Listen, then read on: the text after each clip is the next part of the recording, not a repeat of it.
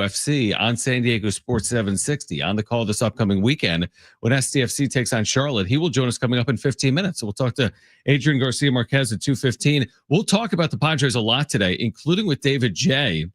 MadFriars on not just the state of the big league team, but also the minor league system as well.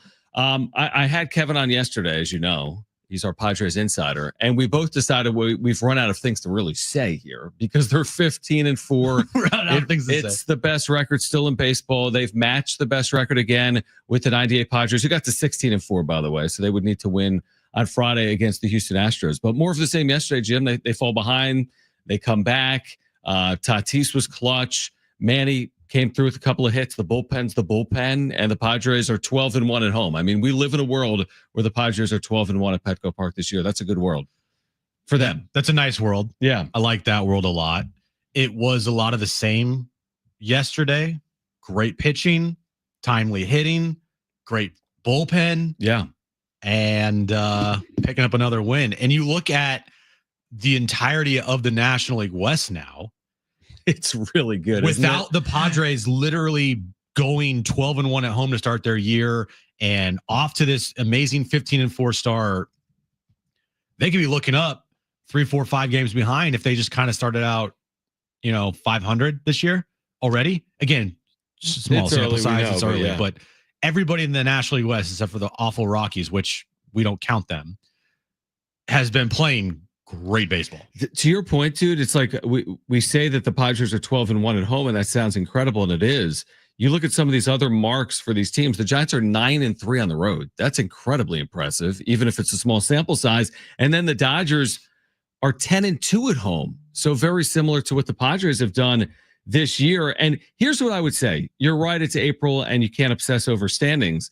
But what I do know is these teams, if it's not all 4 of these teams, Jim, 3 of them are going to be good. I mean, I'm telling you right now, San Diego's good. I've run out of yesterday in the chat, I went off me. Someone's like, oh, they're not clicking at all cylinders on offense. I'm like, stop. They're 15-4. So enough of poo-pooing what they've done. They're good. I don't know how good. And we know the Dodgers will be good. There's not a world we live in where the Dodgers aren't vying for the division or a playoff spot. So at least 2 of these teams are good. And I think out of the Giants and the Diamondbacks, one of them is going to be really good. So I think this division, again, it's only 20 games or whatever it is, but I'd be shocked if 3 of these teams weren't competing for a playoff spot this year. Yeah, there will be 3. And I don't know the breakdown. Could you have all 4 be competing? Because you have 3 wild cards. So 3 division. I'd be surprised, dude, because they're all playing each other. But they aren't playing each other you're right, like a couple of years ago. It's a more balanced schedule now. So instead of 18 times versus an opponent, it's about 12.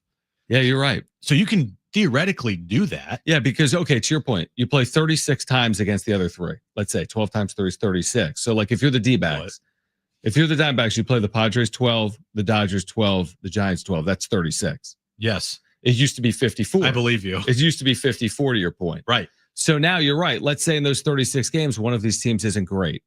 I'm making it up, 15-21. Yeah, but you have so many other opportunities that one of these teams can overcome not being great in the division, but beat up on other teams. Because one of these teams won't be great in the division, right? Because the division's really good. So how can they be? Yeah, I guess. I'm just saying against division opponents. I guess the division San Diego, San Francisco, LA, Arizona. One of these teams will have the worst record against the other 3. Or they just all split the season series with each other and then beat up on everybody else. True. It's possible. Then you could say all 4 teams have around 90 wins. Yeah. One team probably is going to have around maybe 100 wins, maybe 2. Everyone's just going to beat up on the Rockies whenever they play the Rockies. Yep. And that's going to help these teams as well. The one team I think in the division that maybe struggles with the Rockies, that's going to hurt them the most potentially. Because if you got the Dodgers and Padres and they're beating up on the Rockies like they just have been doing, the other teams are going to need to keep pace. So you do kind of run out of things to say sometimes with the Padres early on in the season. And guess what? I will gladly take that. I will gladly sit here and think to myself, man, I don't know what else to say about this Padres team, because that means they're playing really good baseball. I think the recipe for success for this year, you can kind of feel like it's going to carry throughout the rest of the season. It's not always going to be like this, Mm-hmm. but we know the recipe, and it's pretty simple. Every team would love to have this, and this is the recipe for a lot of teams too. Timely hitting, really good starting pitching, and a dominant back end of your bullpen. When you have those three things, you're going to win a lot of games. You don't need to have a guy that hits 60 home runs for you. You don't need, the greatest offense ever. I mean, that'd be great, but if you don't have good pitching, you're not getting anywhere. And this team has good starting pitching, especially at home, and their bullpen, the back end especially, It's been really good. Lights out. Yeah, like again, this idea that there's cause for alarm because their lineup isn't as good as it needs to be. I'm like, well, there's a reason. Jackson Merrill's out. He's one of the best players in the National League. And Jake Cronenworth's out. He's one of their key pieces. He might not be one of their top 4 offensive weapons, but he's a key piece. And like, still, I don't care. And here's the other thing. I mentioned this yesterday. It's like, okay, you're beating people 4-2 and you're not beating people 8-4. Does it matter at the end of the day? Like, they're playing to their strengths, to your point, which is their bullpen. Their starting pitching has been good. They turn over leads to their bullpen. The bullpen preserves leads. Look no further than yesterday. Wandy Peralta's out there in the 8th inning. I know he's been very good. The tying run is at second. He's facing Kyle Tucker. He strikes him out. So like a year or two ago, those pitchers aren't coming through in those spots. And there's Robert Suarez, who's been so good with the 9th inning. And then again, there's nothing to complain about. Like, if you're being a realist, how could you possibly say that the Padres haven't exceeded expectations? These aren't the expectations. They've exceeded expectations. So when you exceed expectations, you can't have anything to actually complain about. Jeremiah Estrada, Wandy Peralta, like you mentioned, Robert Suarez. Oh, by the way, Jason Adam, throw him in there as well. Yep, he was down, I think, yesterday, and they go to Peralta, and it works out, Yuki Matsui. Yep. Adrian Morahone. That's right now, that's an elite bullpen. Mm-hmm. They are pitching like an elite bullpen. And guess what AJ Preller is going to do eventually this year? Add to it. Exactly. Yeah. He is not going to just say this is fine, even though it's been amazing. And who knows what happens, for the next couple of months up until the trade deadline. But that's what, when you establish early on, an elite part of your team that is helping you win a bunch of games. If it's the bullpen, that's your elite part of your club so far. We already know that's the easiest to add to at the deadline without giving up some huge prospects. They've done it a ton in recent years, and they've added some huge pieces. Huge. I mean, massive last additions. year. Yeah. Scott, Adam, who's still here. I mean, shoot, Brian Hoeing, I think, is a part of their plans, obviously, this year. Yeah. He just happens to be hurt. But no, you're right. I mean, this might be the earliest year that people will be talking about the trade deadline in San Diego. Now, typically, like a year ago, you weren't talking about the deadline. They added Luis Ariz. It was nowhere near the deadline. It was like the only quote-unquote big trade that happened within 2 months of the deadline because Preller has the ability to do that.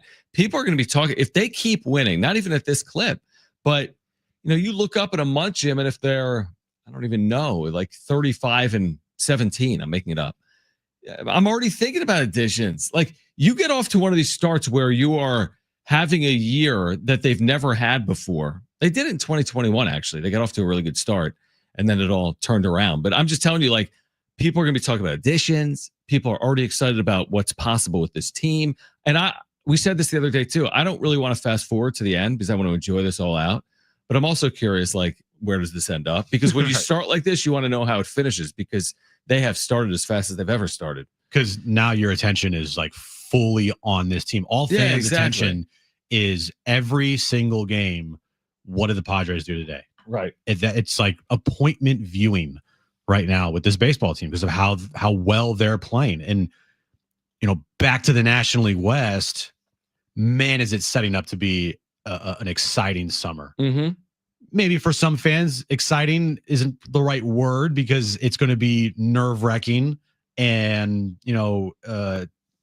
tense and, every day you're looking up and the Padres have won, 6 in a row and they're 27 games over 500, yet they only have a half game lead in the division or something like that because the rest of the division is just bonkers right now. So you can use different words, but this season so far, it is shaping up to be one of those back and forth special summers. here in San Diego. And I can't wait. I'm so excited for the start, and I'm so excited for where this team could go because you see it. You know it's not like pretend. You know it's not fool's gold. They do need some things as far as outfield help goes, bench help. There's a couple players on this team. They're like, you can obviously upgrade there. But when you have a dominant bullpen like you do, and you're getting the starting pitching like you have been, Nick Pivetta has been. I mean, we said it at the beginning of the year. We would have all loved Roki Sasaki. Absolutely. Over a 6-year period, Roki Sasaki is a guy I would take over Nick Pivetta. But if you're looking for a guy that can help you the most this season, that's Nick Pivetta.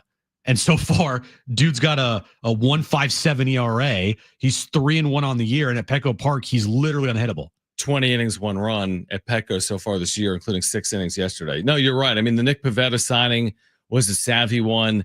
And again, there's nothing you can actually complain about unless you just want to complain, is what I would say. And that doesn't mean they're going to do this all year. I'm just saying right now, there's nothing you can actually complain about related to the Padres. I can complain about their health. I want to see them get healthier. I can complain about upgrades at certain positions like Jason Hayward or Yuli Gurriel or Connor Joe. But not yet. Not yet. You know what I mean? Like Connor Joe the other night when I did the wrap-up show. People were like, I've seen enough of Connor Joe. I'm like, he's had one plate appearance. You haven't seen enough of anyone. Like, that's not, and people are like, I can't believe they lost this game in this manner. They had so many opportunities to win. I'm like, have you seen baseball? Because there's going to be games you have opportunities to win that you lose. Yeah. Because the Cubs had opportunities to win that game too that they faltered on. They eventually came through. And there'll be games that you're supposed to lose. That you steal. And exactly. And yeah, but they're 15-4. All right. Adrian Garcia-Marquez is going to join us on the other side. We'll talk about San Diego FC. They stay on the road. They're going to play Charlotte coming up this weekend. The voice of San Diego FC, Adrian Garcia-Marquez. Much more of the Padres coming up later this hour. Jon and Jim.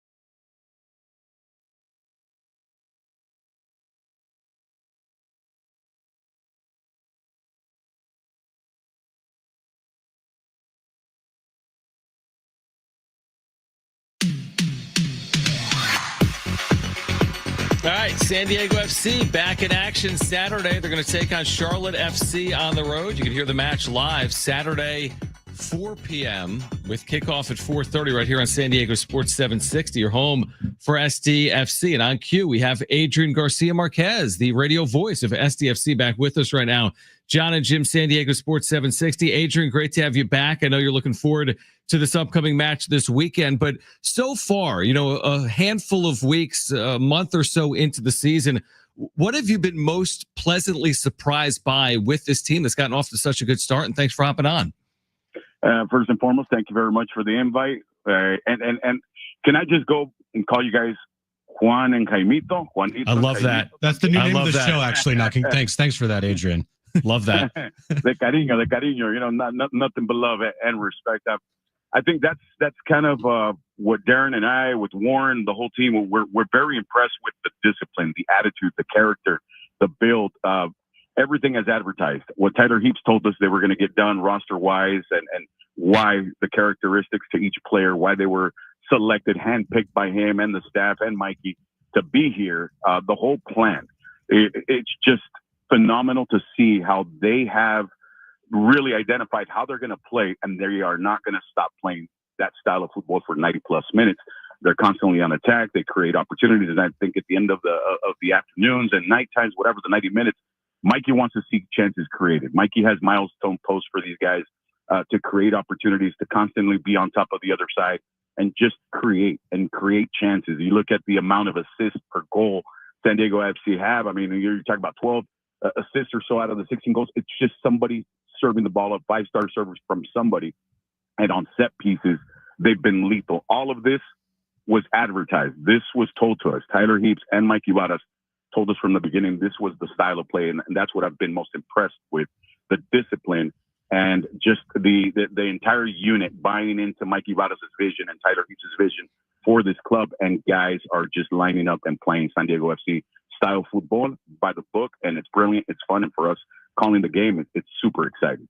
To start the year, Anders Dreyer, I think, has been one of the most consistent players on this club. Are you surprised with how well, from just match day one up at Galaxy, how he has been on the field for a lot of time here? How impressed are you with him and his play? I'm very impressed, not surprised. When a guy shows up and says, "Give me the 10," I'll take number 10. It's my favorite number, but there's also a lot of subliminal coding to having the number 10. You have to deliver. You have to be that guy on the field, the one that's constantly looking to create for others, or crack it yourself. I think Anders has been just that. That's why you'll hear it on our broadcast. We call him Anders Fire, because that's what he does. He's the guy that starts the fires. He comes up. Jasper Lawfulson, we can't forget about, him coming up that right flank. Frankie Blackjack, Franco Negri's coming up the left side, doing his thing. Whoever it is on that back line coming forward, Chris McVeigh, obviously Patty McNair, and it just starts from that build, from the back into the midfield with Luca. Luca's playing brilliant, shuttling the ball through the middle of the park. Aníbal Godoy, what he does, and Capitan Terskov. I mean, you can't ask more from your captain, from a player being that guy in the middle of the park, defending things and getting that ball to push forward, intercepting, leading the Major League Soccer in interceptions. So they set the tone for Anders, for Chucky. Chucky individually, we've seen the electricity. That's why he's the DP. And just we're going to find out how this all kind of comes together. Again, this is going to be a great matchup against Charlotte to test all of these points again. But I really, really love what Anders has done. I'm not surprised. His talent merits that he wears number 10, and he's delivered. You mentioned Chucky. We're with Adrian Garcia-Marquez, the voice of San Diego FC right here on San Diego Sports 760. What has impressed you the most with Chucky? We know he missed some time due to injury, but when he's been out there, what have you enjoyed most about watching his game? His teamwork, his sacrifice. He plays for the other guys. He doesn't play for himself. And we know, guys, I mean, they come into this league, DPs do, and they come in, hey, I want green M&Ms only delivered, and I want this, and I want that. None of that from Chucky. Chucky bought in to San Diego FC's philosophy, building the team, the guys that, showed up on the roster. And it's so special, guys, to see a team build this kind of chemistry this quickly. And it has to do with the guys that kind of set the tone, Chucky being one of them. If he buys in, the rest buy in, right? And I believe that that's what Chucky has delivered on top of everything else as advertised, the player, the electricity, as we mentioned. He's Chucky. Hi, I'm Chucky. Want to play? Yes. He wants to destroy. He wants to kill. He wants to come after whoever is the defender in front of him. But he's always and constantly thinking about his teammates and sacrificing himself. You see how he goes box to box as well, just going back and forth, defending. He loses the ball. He's the first one to track back and try to intercept it and gain that possession right back for his side. So I really love what Chucky has done. I think Irving is definitely setting the tone for a leader, and we have plenty of those guys on this team, and that's another, I think, a box we can check. There's plenty of leadership. Guys are checking each other, and it's a team. Literally, it's a team. It's not about individuals. This is about team football. It's going to be a good test this Saturday in Charlotte. Charlotte sitting at in second place in the Eastern Conference, 16 points on the year. What kind of team is Charlotte, and what does San Diego FC need to do this Saturday to kind of end their road losing streak? You know, it's crazy. You look at the numbers. Their goals created are off of individuals, right? Individual talent. You said Pep Biel, the man that came in from Mallorca, distributes the ball so nicely, creates goals, or he's shown you the ability to pump them in there. Zaha is in there. Ajerman, those three up top. I mean, that trident is dangerous. It's going to be a true test for our back four and CJ Dos Santos. And then they also have a great keeper, just like we do. They have a great keeper in Christian Kalina, who's really good at keeping them out, had 6 saves the other day. I mean, we're in for a match, guys. Two of the strongest sides in Major League Soccer facing off against each other in the Queen City. Great vibe, that atmosphere. In those couple of years there, I was doing MLS for Apple TV, guys, and I would always look forward to different venues, right? As it should be. As a broadcaster, there are places you look forward to broadcasting in. And Charlotte, I was curious about, man, and as advertised, what an energy, what an atmosphere. We're in for a treat on Saturday, and I think we're going to have a game that's just going to be two heavyweight fighters going Canelo style, just swinging. No, this is no Mayweather stuff. There's not going to be any of this waiting for your shot and being defensive and boring. No, this is going to be all out attack and see who's standing in the end. And I'm hoping it's our guys. I like what I'm seeing out of Mikey Ibarra's side again. I think they have enough to compete and show everybody that San Diego FC, this is a good start for a reason. And Saturday is going to be a great test because that is a great team on that other side. The final one for me, speaking of venues, what has it been like calling Major League Soccer at Snapdragon Stadium? Oh, a dream come true, guys.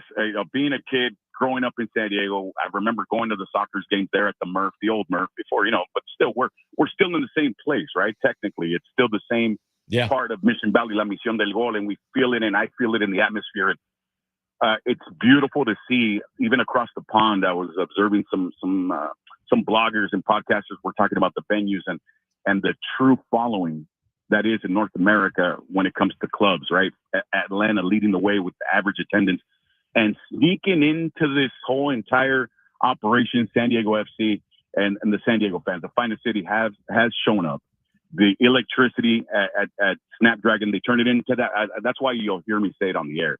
When I start calling it the Murph Dragon, because we're starting to breathe fire in that building. And it's just, I just love it. And as a broadcaster, I feed off of that energy and we let it fly as well. I know Darren feels it. Warren feels it. We all feel it. And it's just an electric atmosphere. And I'm not surprised, guys. We waited 30 plus years to get our own MLS team, and it's there. And the fans have shown up, and they're loud, and they're passionate, and they've set the example and set the tone for expansion franchises moving forward. Adrian, we will be listening this weekend. San Diego FC at Charlotte FC. 4:30 is the kick time. Pre-match coverage will begin at 4, and then next weekend, San Diego FC back home against Salt Lake here at Snapdragon. By the way, can I get in on the Padre talk real quick? Absolutely. Yeah, what do you got for us? What's that? What do you got for us on the Padres who are 15-4? I caught a little bit of what you guys were talking about in your opening segment. I mean, what else can you say about the Padres? As a baseball broadcaster and as somebody that I observe these little details as we're kind of paid to do. Fernando Tatis Jr. putting that pressure on himself, saying, I'm the greatest. I'm the best baseball player in MLB right now. Knowing that Shohei Ohtani is up the 5 freeway. And I love that he did that. But now you got to back it up. And boy, has he backed it up. I've seen the adjustments, the way that he's attacking the strike zone. You see that his numbers, he's more disciplined. And that's translating. Guys, we are seeing Fernando Tatis Jr. grow and turn into that ball player we all suspected he was going to be. I think the measurements on him were a little bit, I don't want to say harsh, but I mean, just remember, he was still a kid. He was still really young. He's going to make mistakes. But I feel like now we're seeing that transition into that player that we all expected him to become. And get on my back, I will lead the way with as an example with actions. And I love the ABs that he's registered. And I've noticed that leg kick's kind of gone. That front foot, it's a little more quiet. And I think that just might be some of the keys, some of the things that he worked on to make him this ball player coming in. And the Padres are benefiting from it. But it's just fun to watch this team, guys, working their way to the bullpen. That is elite. It's just fun to watch baseball. And hey, only one loss at home. Amazing. Good job. That's well said, Adrian. That was well said on SDFC. You can do multiple things there. Yeah, absolutely. Adrian, appreciate it. Have a good call this weekend, and we'll do it again soon, all right? Sounds good, guys. Thanks again for the invite. Vamos. Let's take out Charlotte. There we go. Love Adrian it. Garcia-Marquez, voice of SDFC. He touched on Tatis. We have an amazing stat for you on the other side on Fernando Tatis Jr., plus an update on Jackson Merrill's health next on Jon and Jim.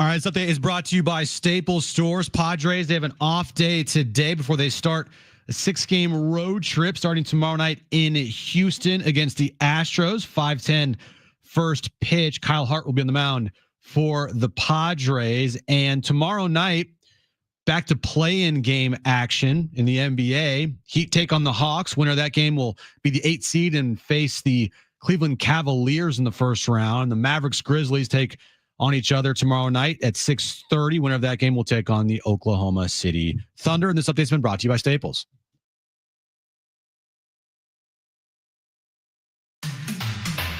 Looking forward to getting out to Riverwalk tomorrow. It's the 2025 Aztec Link Coryell Classic Golf Tournament, which Jim probably would be favored in if he was playing. I don't know about that, but I definitely will have my clubs on hand.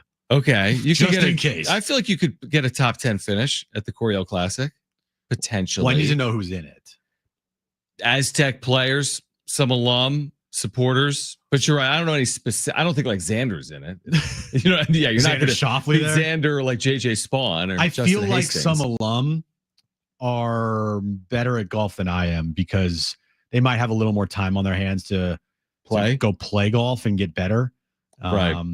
I don't. So I don't think I would even be close to the best golfer out there. Not even close tomorrow. Well, tomorrow we will catch up with JD Wicker. We'll be again at this Coryell Classic Golf Tournament, Riverwalk Golf Club tomorrow for this event. JD Wicker, Sean Lewis will join us. We'll talk to Trey White, who was one of the top sack getters a year ago in Division I. So we're looking forward to getting out there. Jon and Jim live from Riverwalk tomorrow from 2 to 6 p.m. Hopefully we'll see you at the Spring Showcase as well on Saturday out at Snapdragon Stadium. I'll give you an amazing stat that Dennis Lynn wrote about today in The Athletic. Give it to me. And I don't know how much you were watching yesterday, but Fernando Tatis Jr., his best at bat was in the 8th inning. He drew this extended, lengthy, bases loaded walk. He took some pitches that were balls that were called strikes, but he hung in there and he eventually drew this walk, which I think shows like the continued development of Fernando Tatis Jr. as a hitter, as a batter. But this is an amazing. This is an amazing stat. Tatis entered this season with a career strikeout rate of 25%, which, as Dennis writes, is acceptable for a power hitter. Yeah. This year, there's nothing crazy. Right. This year, though, his strikeout rate's all the way down to 11%. Now, this is only in 19 games. He's played 18 of them. But a career strikeout rate of 25, and his strikeout rate right now is all the way down to 11%. That's 12th best among all hitters in Major League Baseball. So Tatis has always been good on field. He's become better with the way he's been. I don't even know if it's patience or just the quality of his at-bats. The power is still there. He's just not striking out like he did when he was a younger player. How many strikeouts does he have on the season? It's like 11 or 12. Is it even that many? It might be less than that. 8 or 9, 11 or 12. Someone Google it. It's what? I remember last time I looked, it was 9. So it might be, let me pull it up here. So find it.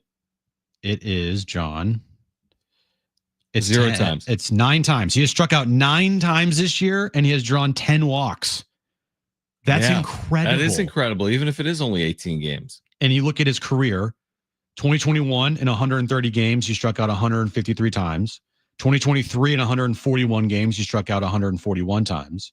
Last year in 102 games, he struck out 96 times, only drew 32 walks last season. This year in 18 games, 9 strikeouts, 10 walks.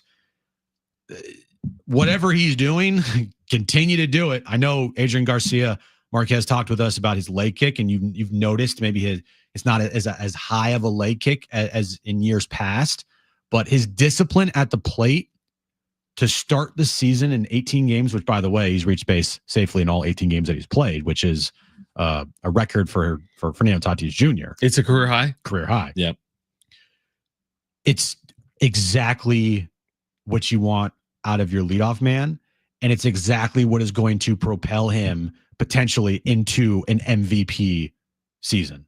He used to be gettable, so to speak, when he would fall behind with that low and away breaking pitch. Like he would routinely swing through sliders away, right? Sweepers away, breaking pitches away. He's just now more patient, or he's able to foul those pitches off. or be more selective. The 8th inning at bat was a 10-pitch at bat that he probably took 6 balls in, but 2 of them were called strikes, and he fouled a couple of pitches off. It was one of his better at-bats of the season. We're not going to remember it like that. Everyone's going to worry about the home runs and the RBIs and the productivity, but he's getting on base at a 425 clip. You talk about a leadoff hitter. This was the knock on a rise. A guy that hits is, if you're going to be a leadoff hitter, you have to have patience. You need to see pitches, and you do need to walk. And Tatis has been that guy. He's been able to get on base, not just via base hits, but also via the walk to start the year. And he's not going to probably have a 425 on base percentage this year, but he's proven to me that he's a better hitter than he's been previously in his career right now. And hopefully that continues. So I'm looking at MVP odds for Fernando Tatis Jr. Can you guess where he is at right now? I would say in the National League, he is 2nd. He is not. He's 3rd, which I'm kind of surprised with. I would say Shohei's ahead of him. Shohei is number 1 right now. His, according to MGM Grand, it's plus 150 to win the MVP. Okay. Who is between Shohei and Toddy? Corbin Carroll. Yeah, it's not happening. So to me, Tatis is one of 2 favorites then. Well, Corbin Carroll, if you just look at his numbers, he has, so far to start his year, really good. 321, 6 home runs, 17 RBI, 1,065 OPS. I trust Tatis. I know more. Tatis, 348, 6 home runs, 14 RBI, 1,048 OPS, 6 stolen bases. And Ohtani, Ohtani is not there. He's in 288 right now, 6 home runs, only 8 RBI with a 930 OPS. Guys, it is very early. Yeah, it's so early. And he's going to get if Ohtani just produces, he'll get all benefits of all doubts. Like if he finishes the season with 46 home runs and 41 steals and a 290 batting average. I really don't want to have that conversation. If at the end of the year, say the Padres, say the magical season ends in the regular season with them winning the division for the first Padres. time. Yeah, for the first time in literally forever. Yep. I'm going to be scared of the fact that, like you said, if the Padres just, for argument's sake, say they win 98 games, Dodgers win 96. Right. And Shohei does still put up numbers. Maybe it's not close to what he did last year, but he still puts up numbers. Mm-hmm. I am scared, like of what you said, of the benefit of the doubt for Ohtani. People will just give him the MVP because it's Shohei Ohtani. Yeah, he's going to fall into at least another one in his career because of that. I don't know if it's this year, but I guarantee there's a year in there where he's not going to have the gaudy numbers like he had in 2024, and he's still going to win the MVP. And if Tatis has comparable numbers, it'll go to Ohtani. Yeah. Plays in LA. He's won it before. Tatis has baggage. He plays in San Diego. Okay. This is voted on by human beings, right? This isn't analytical. So, and I think Tatis can absolutely win an MVP award. Mm-hmm. And we might be living through the year in which he wins an MVP award, but he's going to have to be better than Ohtani. He's not going to have to be comparable. Mm-hmm. My guess is he's going to have to be better than Ohtani to win it. It's got to be like clear cut. Like, now, again, long year for sure. But his start of his season is a huge reason why the Padres are where they're at right now. Oh yeah, absolutely. I agree. I think Machado too, by the way. Oh, Machado kind of under the radar from Tatis because I think he's hit 2 home runs. Right. But he's just been solid. Defensively, he's been solid. He's been amazing. His defense has been awesome. Dude, his play yesterday in the ninth inning. Unbelievable play. Oh my gosh. With like the shift on, the amount of ground he covered. Incredible. Yeah. He makes it look so easy, and that play is so difficult. So tough, and he makes it with ease, or he makes it routinely. It's really amazing. But with Tatis, just real quick, like the way he's played, yeah, that's a huge reason why. But also to be the leadoff hitter for this team, and for Mike Schilt and the coaching staff and the analytic department and AJ Preller, everybody in the organization, to make that call to say, look, we know we have a clear-cut leadoff hitter in Luis Arraez, but I think it's better if Tatis leads off. Credit to whoever came up with that idea first and made it stick, and then for it to be followed through with, and he's now the leadoff man. I mean, it's easy to look at numbers and be like, yeah, he should be the leadoff guy. But they could have done it last year and they didn't. I know. Well, they should credit us then, because we've been preaching we've been preaching from hilltops about leading off Fernando Tatis Jr. for years. All right, we have an update on the health of Jackson Merrill heading into this series against the Houston Astros. We'll share that with you next, Jon and Jim.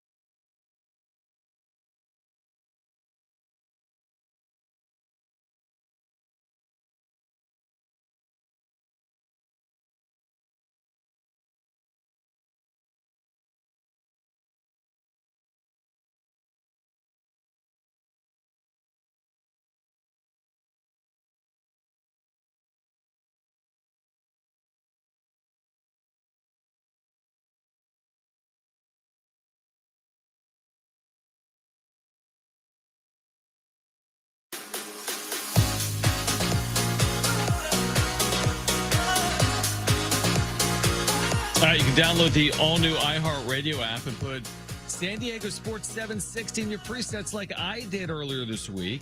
Look at you. You're all grown up now, John. Who wants to join me in downloading the iHeartRadio app and putting San Diego Sports 760 in your presets? You can listen to the show live each and every weekday. Put Jon and Jim as well in your presets. You can listen back to any hour of the show or any interview on the show.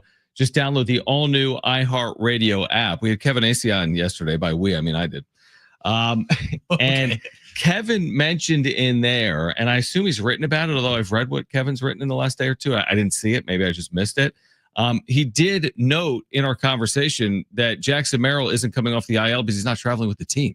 So Merrill and Lockridge are staying back. They are rehabbing from hamstring injuries. Merrill's going to miss a lot more than 10 days when it's all said and done. We don't know exactly how long. He may be back when the team returns home for that first game of their next homestand. So 6 more games on the road, Houston and Detroit. But if you thought he was coming off after 10 days, he's not. He's not going to be in Houston. He's not expected to be in Detroit. And hopefully he comes off when the team returns in a week. Not surprised. No, either am I, based on our conversations with Kevin last week. Little surprised because it didn't look like anything too, big as far as like, him having to come out of the game. Yeah. He was stretching his hammy in Chicago on third base and he finished that game. He stole a base after that. Yeah. So it's like, how bad is his injury? Right. And then the other day, first day was a cramp and then IL. You're like, no, he wasn't cramp. Crony was cramp. Oh, Crony was cramping. That's right. He wasn't cramp. Sorry, I got my. His was just a little ouchy, up. and then it was IL. Little ouchie to IL. Not great, but I'm okay if he misses a little more time. When if you lose a battle to win a war, absolutely do it. Especially with the way they're playing. Oh, if they were not playing like this, then you would be like, oh no, when's Jackson coming back to save the day? But they're 15-4, and without Jackson Merrill, I mean, look, they won 2 against the A's, they won 2 against the Cubbies here, and they swept the Rockies. So they're 8-1 since he's out. No, 7-2. Yeah, because they lost against the Cubs and the A's. So 7-2. He's played 10 games, and they've played 19. So yeah, that's the thing. If you were 2-7, if you were pressing, if your start overall wasn't 15-4 but 4-15, you'd be gravely concerned. That's a worst case. They were never going to be 4-15. But if they were 6-13 right now, and you were without Jackson Merrill, and that was prolonged, and you were without Yu Darvish and Jay Crono, you'd be like, wow. I mean, this is a huge story. I just don't think it is right now. And a couple of people were saying after the loss to the Cubs in 10 innings, man, they wouldn't have lost that game if they had Jackson Merrill. And I said, maybe that's true. Maybe they would have won the game. But how do we know? They were 0-for-7 with men in scoring position. If they had Jackson Merrill, he was guaranteed to come through in the clutch. That's you can't ever simplify any one game down to any one player, unless maybe it's a starting pitcher. But they're 7-2. We just surmised since he's gone out. So they're fine, is the point. They're more than fine. So get him healthy. Exactly. Make sure that he is 100% before he gets back. Maybe not 100%, but like 90%. Yeah, 90, 95%. Like get him healthy enough where this isn't going to be a nagging injury for the season, because that would be the worst case scenario, is if he returned early, went back on the IL, and it turns into a nagging just hammy for the rest of the year. Because those things are brutal if you do not take care of it. Yeah, exactly. That's exactly right. So, and by the way, I kind of had forgotten, like, he was off to a roaring start. It wasn't just the contract. He had homered 3 times in 10 games. We've been talking about Fernando Tatis Jr. Jackson Merrill was the best offensive player on this team until he went down. Yes, he was. For the first 10 days of the season, and now it's Tatis. 3 home runs in 10 games. Yeah. You okay there? Yeah, I am. That hurt, though. I hit the mic with my hand. He was leading the team in RBI, leading the team in home runs. I think he was leading the team in average. He had he has an OPS over 1,000. He's the best offensive player on this team through first 10 games. Yeah, I mean, they really do have some weapons, man. With Tatis and Machado, even with Merrill out, Tatis and Machado have been awesome. And then you have Luis Ariz. Like, you've got some weapons in your lineup, even when you're without a player of the caliber of Jackson Merrill. Now, am I curious what he looks like when he comes back? A little bit. He's going to miss a couple of weeks, and he's a young player. But the good thing is you're not solely dependent on Jackson Merrill as you might be on guys like Manny Machado or Fernando Tatis Jr. Jackson Merrill, I think maybe one day, hell, maybe right now, to be honest with you, but one day he's going to be of that caliber where, if he's on the lineup, is a big problem. Now, Right. right now, him not in the lineup, they're 7-2 without him. It still sucks because of any player, I might enjoy watching him the most now, even with Fernando Tatis Jr. out there. It's probably a toss-up 1A, 1B. They're both just so fun to watch play baseball. I'm Toddy. Okay. I want 70. That's a great question though. 70470. Start it with team or call us 877-767-4760. If you're watching just one, who'd you rather watch, Tatis or Merrill? Man, I'm Toddy, and I have no problem saying it. I love Merrill, but Tatis is one of my favorites of all time. you're probably right. I mean, Merrill's amazing, but Merrill's awesome. Tatis is going to do things that Merrill can't do. Yeah, I like the swagginess. And man, when he hits a ball, now Merrill has shown the power. He's impressed us with his power. He doesn't hit the ball like Tatis does. Like Tatis, the ball he hit over the warehouse that was listed as like a 200-foot home run, he hit 500 feet. Crazy comp. And it's actually really not a crazy comp, but because MLB Network and Mark DeRosa did like a breakdown of it the other day. Merrill, his swing is like identical to Freddie Freeman's. Have you ever noticed That's that? a good comp. Yeah, I think you may have mentioned it before. We have, I think, referenced that before. So thinking about like who would you rather watch if you had to pick one? Tough decision. I want to watch both of them play. But like, Ohtani and Freeman up in LA, everyone would choose Ohtani to watch. But Freddie Freeman, don't sleep on Freddie Freeman. Dude's an MVP winner. Yeah, well, his stroke is ridiculous. It's a pure swing, right? He was one regular season MVPs. And oh, by the way, he won the World Series MVP last year. That's how I kind of feel like here in San Diego. Tatis is the attraction. He's like the flashy player. Merrill is just like the consistent, not super flashy, but he can be flashy at times. And he is so fun to watch, but it's like the combination of Merrill and Tatis are kind of similar to Ohtani and Freeman as far as like, just the type of players they are. Ohtani's flashy because he's the MVP. Everyone thinks he's the best player in the sport. Tatis, he's flashy. Merrill and Freeman, they're just so consistent. Yeah, I do like that. It's kind of like when you have really good running back like tandems, and someone probably gets more of the headlines than the other, but there's a lot of usage with that like third down back. For me, it's just Tatis, the entirety of his game, just the look, the bat flips, the explosiveness, the power. And again, Merrill has power, but is Merrill ever going to hit 42 home runs in a season? Well, I don't know. He may, but I can. It's a fair question to ask. Right. Where Tatis, I don't need to ask that question. I think he's going to do it. What's he seen? I think he's going to do it 4+ times. Is my guess. Yeah. Honestly, I'd be disappointed if he didn't. He's done it once, and I hope he does it again this year. And he's only 26. So, it's like, what do you like more, like cookies and cream, or? I mean, you like ice cream, peanut M&Ms. It's all good. Yeah, like you're not kicking cookies and cream out of bed, although you shouldn't be eating in bed. Cookie dough is also like the best. Yeah, you want cookie dough or Oreo cookies. Yeah, ice cream. You'd love to have both on your roster. I want all of it. Can I get both of them in the same cup? Yeah, you probably can because it's America, so you can do whatever you want. Can I get a third one in there as well? Yeah, with money you can do whatever you want. Can I get some Rocky Road in there too? Yeah, that's where Machado comes. Yeah, Machado's the Rocky Road. Exactly. All right, so let's hear from Buster Olney on the other side because he talks on both Tatis and Ohtani when it comes to the NL MVP in 2025. We know it's April 17th, but let's hear from Buster Olney on Ohtani and Tatis. We will also turn our attention to the NFL draft, which is a week from tonight. And you're going to hear from Colin Cowherd. Some really interesting thoughts on Shedeur Sanders, a week out from round one of the NFL draft. David J. from MadFriars at 5 p.m. This is Jon and Jim.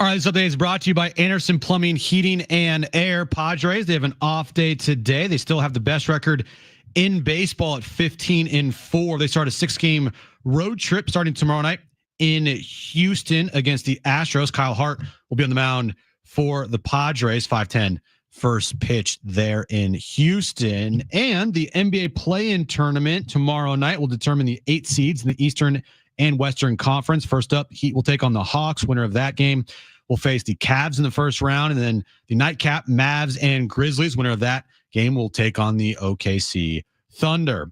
Rebate funds are running out fast. Don't get left behind. At Anderson Plumbing, they're buying back your old water heater and giving you $500 in instant savings. Call Anderson PHA today.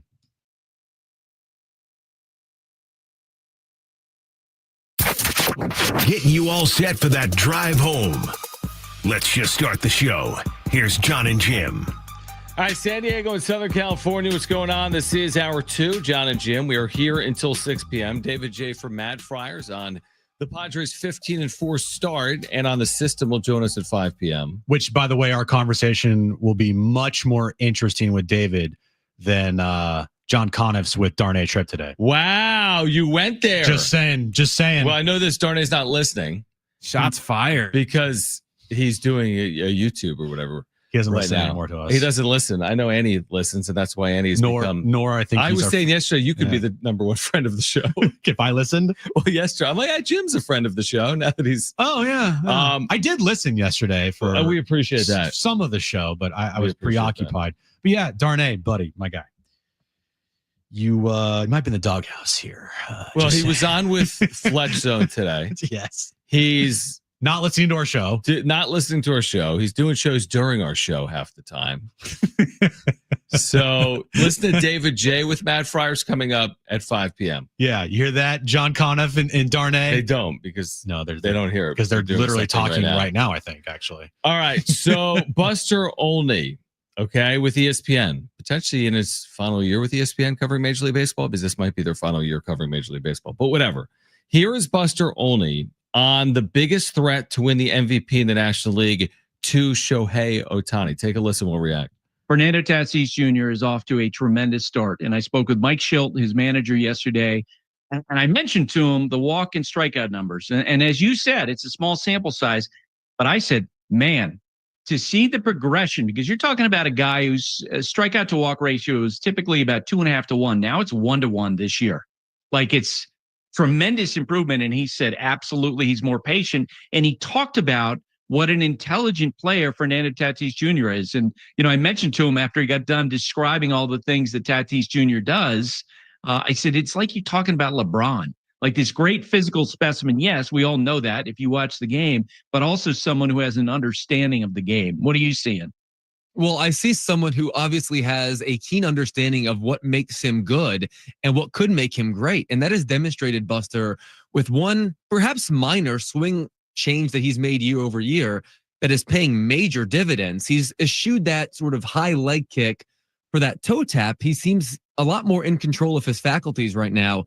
And the numbers are absolutely popping off the page as a result. His career strikeout rate entering this season was 25. His strikeout rate last season was 22. And right now he's only striking out 12% of the time. It's only 17 games, but that's in the Juan Soto range, the Kyle Tucker range, the Jose Ramirez range. That is an elite number. Buster, his OPS in 2 strike counts is 1019. That's a number for which his career high is 628. He is no longer remotely an easy out when he gets to 2 strikes. And this is a player who, as you well know, has just off the charts contact quality. Buster, I exported every single Major League Baseball player with at least 2,000 plate appearances since 1900. What I did was, what is your batting average if we just exclude strikeouts? So when you put the ball in play, how good are you? How potent is your contact? Fernando Tatis's is 388, which ranks in the top 15 of the last 125 years. He hits the daylights out of the ball. And if he's going to strike out, we'll call it 15% of the time, I don't think there's a player in the National League better equipped to challenge Ohtani for the MVP than Fernando Tatis Jr. That's what we touched on in the 2:00 hour, and that's what the Vegas odds would suggest. That Tatis is going to be the biggest threat to Shohei Ohtani, and I have no idea how it's going to play out. But whatever Tatis has done, is it the leg kick? Is it just the fact that he's more comfortable in his 7th season, just overall? Tatis has a chance, I think, with health to be in the conversation. I'd be surprised if he wasn't. If the season ends and Tatis stays healthy all year, I would personally be very surprised if he didn't finish in the top 2 or 3 of the MVP race. You asked like, what is it this year? And you mentioned it. I think the biggest is health. Yeah, the biggest is health. Like, right? Yes. He's never gone through a full year fully healthy before. 2021 was his best statistical season in his career, but he only played 130 games. Right. Like, imagine if he didn't have all those trips to the IL because of the subluxation to his shoulder. Dude still had 42 home runs. He could have had 52 home runs if he was healthy and he played 150 games. Right. I just, knock on wood every day that we can see Tatis healthy for a full year. That's just we haven't seen it yet. And, if this team is going to continue to play at a high level throughout the rest of the year, to add and put on a healthy Fernando Tatis Jr. on that team. I mean, Tatis can have healthy years, but the team can still win 75 games. And he still could put up big numbers. Example, Mike Trout. Mike Trout's won a bunch of MVPs on horrible Angels teams. Right. But if you had a Mike Trout MVP season on an Angel team that was like a World Series contender, that's a dream scenario. You want Fernando Tatis Jr. having an MVP season on a World Series contending team. That's the one thing that Ohtani's going to get the benefit for the rest of his career. He's always going to be on good teams. He's not going to be on a 75-win team. Here's the other thing to consider. And I'm not saying that Tatis, who's never hit 50 home runs in a season and has never stolen 30 bases in a season, is some legitimate threat to be like a 50-50 guy. Right. Like Ohtani did. But consider this. Ohtani before last year had never stolen 30 bases in a season. And he stole 50. Tatis has never stolen 30 bases in a season. And again, I'm not saying he can reach 50 in a year. I think there's some health and particulars in there that will keep him from probably touching that type of threshold. But he's absolutely capable of stealing 30-something bases. Easy. He should fall out of bed there with health. If he plays the full season, he should steal 30-something bases because he's going to be on base a ton, and he's a leadoff hitter. And he's capable. The one thing I will say, well, I can't say he could steal 50 bases in a season because that's not fair. He's only stolen 29. He can hit 50 home runs in a season. I know it because, to your point, he hit 42 in 130 games. So that is possible. Again, not easy or a guarantee, but that at least is possible for Fernando Tatis Jr., like the Ohtani power. He has the power. I think he has the speed. I just don't know if it'll be limited because of his health or if he'll ever touch 50 steals in the season. But again, I mean, I'm not saying he's Ohtani, but I'm saying he's pretty damn good. No one's saying he's Ohtani, but he is one of the best players in baseball when healthy. Absolutely. That's kind of without question, and you see it right now. One thing that I just thought of, so, Fernando Tatis Jr., the start of this season has been incredible. Right. But it didn't just start this year. I feel like it started at the end of last year when he got back from his injury. So last year, John, when he got back, this is what he did in September. Okay. All right. So hold on, let me pull this up here. All right. So in September, he had 7 home runs, 13 RBI, not a crazy high average, but he did slug 578. And then you get into the postseason and he just shot off like a rocket ship. Yep. And I feel like the end of last year, the power started to go up a little more. Now, I don't think he was fully healthy yet, but he had 7 home runs in September. He had 4, I think, in the postseason. I think that's right. 4 in the I can find postseason. out, but yeah. So 13 home runs there in about 30 games. Yeah, that just proves that he has 50 home run power. And it has carried over into the start of this year with 6 home runs. Guy's got 20 home runs in his last almost 40 games. He has nobody could question his power. He's got 6 home runs in 13 career playoff games, which is unheard of in baseball history. That's unheard of. So you can't question his power. I think it's an interesting conversation, honestly. Not to have it on April 17th, like, is it Tatis, is it Ohtani to win the MVP? I just think the interesting conversation is Ohtani gets all this acclaim, rightfully so. He's earned his acclaim. He's produced both Anaheim and Los Angeles, and now he's got a ring to go with it. So he's earned it. I think that's fair. But like the conversation you had earlier, like Freeman is going to be in the shadow of an Ohtani now. Makes sense. Maybe a Merrill's in the shadow of Tatis because of the swag and the power and the explosiveness. But let's say Tatis is in the shadow of Ohtani nationally. But that's not necessarily a bad shadow to be in. And when you're in that conversation and category, there's probably years where you could outperform that player. And it's just, I know it's a what if scenario, but what if Tatis never got suspended for PEDs? He, at that time, pre-PEDs suspension, dude was everywhere. He was getting marketed like the face of baseball. Do you remember that? Yeah, now he's nowhere. Exactly. He's on Instagram. I mean, he's extremely popular on Instagram. He's extremely popular on social media, but nationally he's not. He was the face of Adidas for baseball.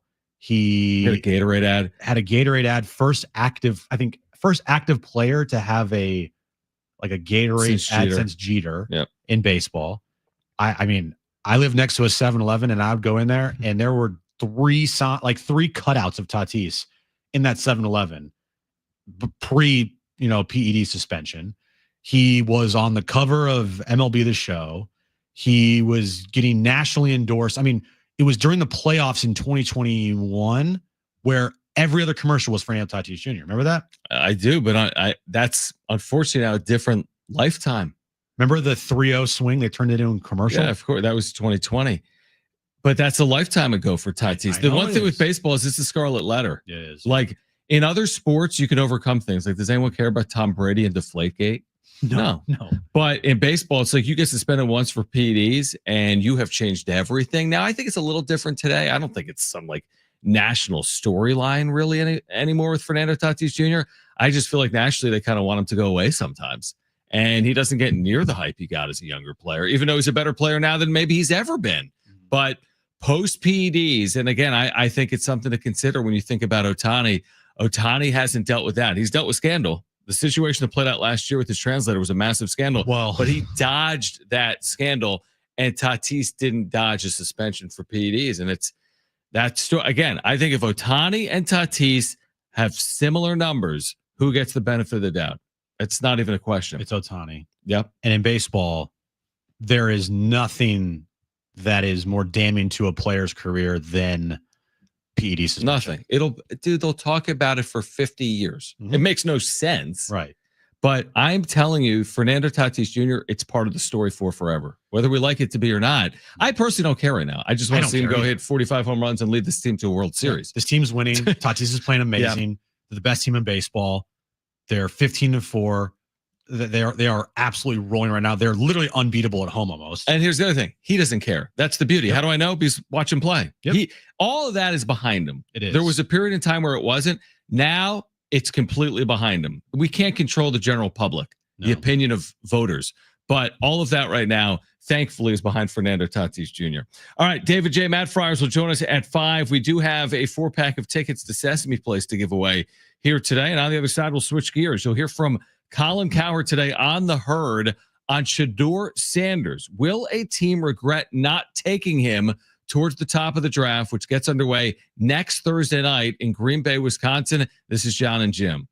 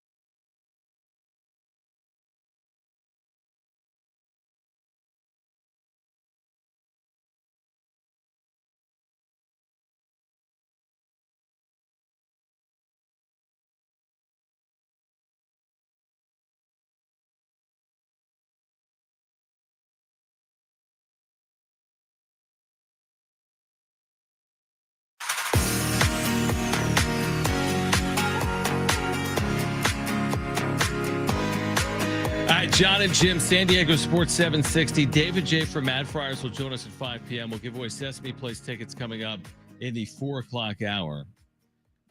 Jim, what are you doing? So we have a YouTube stream of Jon and Jim. If you haven't checked it out, we've added and upgraded like our graphics, and we thank our buddy Jeff who hooked us up with that. And Jim does a great job like with the logistics of our YouTube channel. Just go to YouTube if you have a phone or Jon and Jim on YouTube. Yeah, Jon and Jim 760, JON ANDJIM. But every once in a while it goes a little haywire, and for whatever reason, like Jim's head was off the camera. Yeah, well, the camera, camera? Like the stand that the camera's on was wobbly, and it turned the camera, and so my face was literally not on the screen. Sorry. That's great, Jim. Sorry. Even though I asked. Not everything's perfect, Jon. It should be. Everything should. I'm actually. We work in radio. Everything should be perfect. I'm going to applaud you because I did the perfect flawless show yesterday. When I am gone, you think everything's gonna. It's a lot up in the air. Like on the air, when turn the mic on, Jon's got it covered. No worries, whatever. But everything else that goes into the show, like, dude, how about this? I got the stream on YouTube. Wow. I made sure you could hear the audio. I was never muted any segment. In fact, I had to remind Brent, like, hey, unmute yourself, because he was recording updates. Oh, wow. So I reminded him every single segment. We didn't have any snafu, right, Brent? Yeah, we actually did really well yesterday. We did I was proud of us. really well.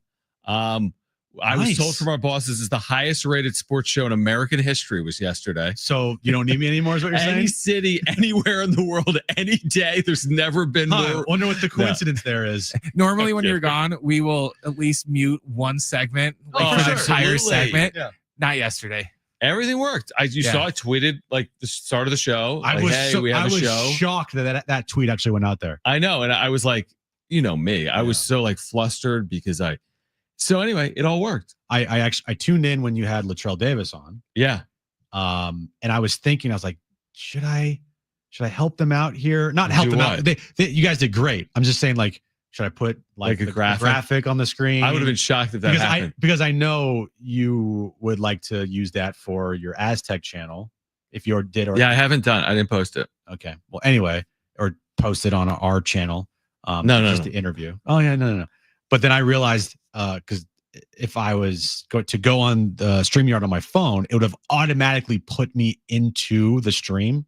So I would have been like on my couch with like my triple chin, like I would have on the screen, and it'd be like, oh man. By the way, Jeff, who did some of our graphics here recently for YouTube, said we could just have the show rebranded as Jon.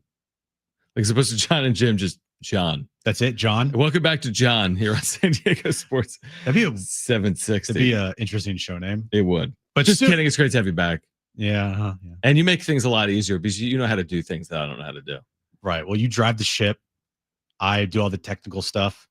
Yeah, that's good. Yeah, we make a team, I guess. Yeah, it's a team. It's a team. Right? It's a team effort. Yeah. All right. Can we hear from Colin, Brent? This is Colin Cowherd today on the Herd. You can hear it on San Diego Sports 760 weekdays from 9 to noon. Is that right? Yes, Jon. Okay, weekdays from 9 to noon. I got confused about maybe it's 6 to 9, but that's Dan Patrick. Correct. This is interesting. Is a team going to regret not taking Shedeur Sanders? Listen. There's an old saying, don't outthink the room. And maybe it's a guy thing, but sometimes, I'm trying to be smart and I'm breaking something down and I've got a big decision in my life. And I've had smarter people than me say, maybe it's an agent, maybe it's a boss or something. Somebody says, I wouldn't outthink the room on this. And so, I'm hearing all these stories about Shedeur Sanders, Deion's son, dropping in the draft. So let's say that happens and he becomes really good.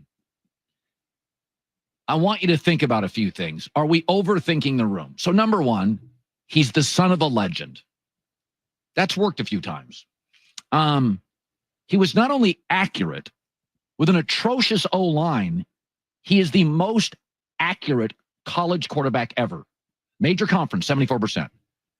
He actually played very well, unlike Jackson Dart, against the best teams. He didn't have to win. He played well. He carried a bad O-line and no run game to 33 points a game. So if you don't draft him in your Cleveland or the Giants or maybe even the Jets, are you going to look up and go, Yeah. Yeah, we probably outthought the room. Like, I always understood passing on Josh Allen, who's amazing. He didn't get any college scholarships. He went to a JUCO. He was crazy wild. Greg Cosell told me going into his last year of college, he goes, keep your eye on this kid. So I watched them against Oregon and Iowa. He was a turnover machine. He was inaccurate. He was wild. Played small college football. Like I get people going, yeah, I like him, but we want to win now. And he's like 3 years away. I don't know. I look at Shedeur Sanders. He checks a lot of boxes. And this whole thing about, well, he doesn't have any great traits. Okay, I want you to think about this. This is out thinking the room. How many great quarterbacks are there in the NFL? Like Lamar's great, Mahomes great, Burrow great, Allen great. Now I would say Matt Stafford, Jalen Hurts, there's CJ Stroud. There's some really, really, really good guys. And Stafford may be great. Aaron was years ago. So there's 5 or 6 great quarterbacks. 14 teams make the playoffs, meaning good or very good quarterbacks get you to the playoffs.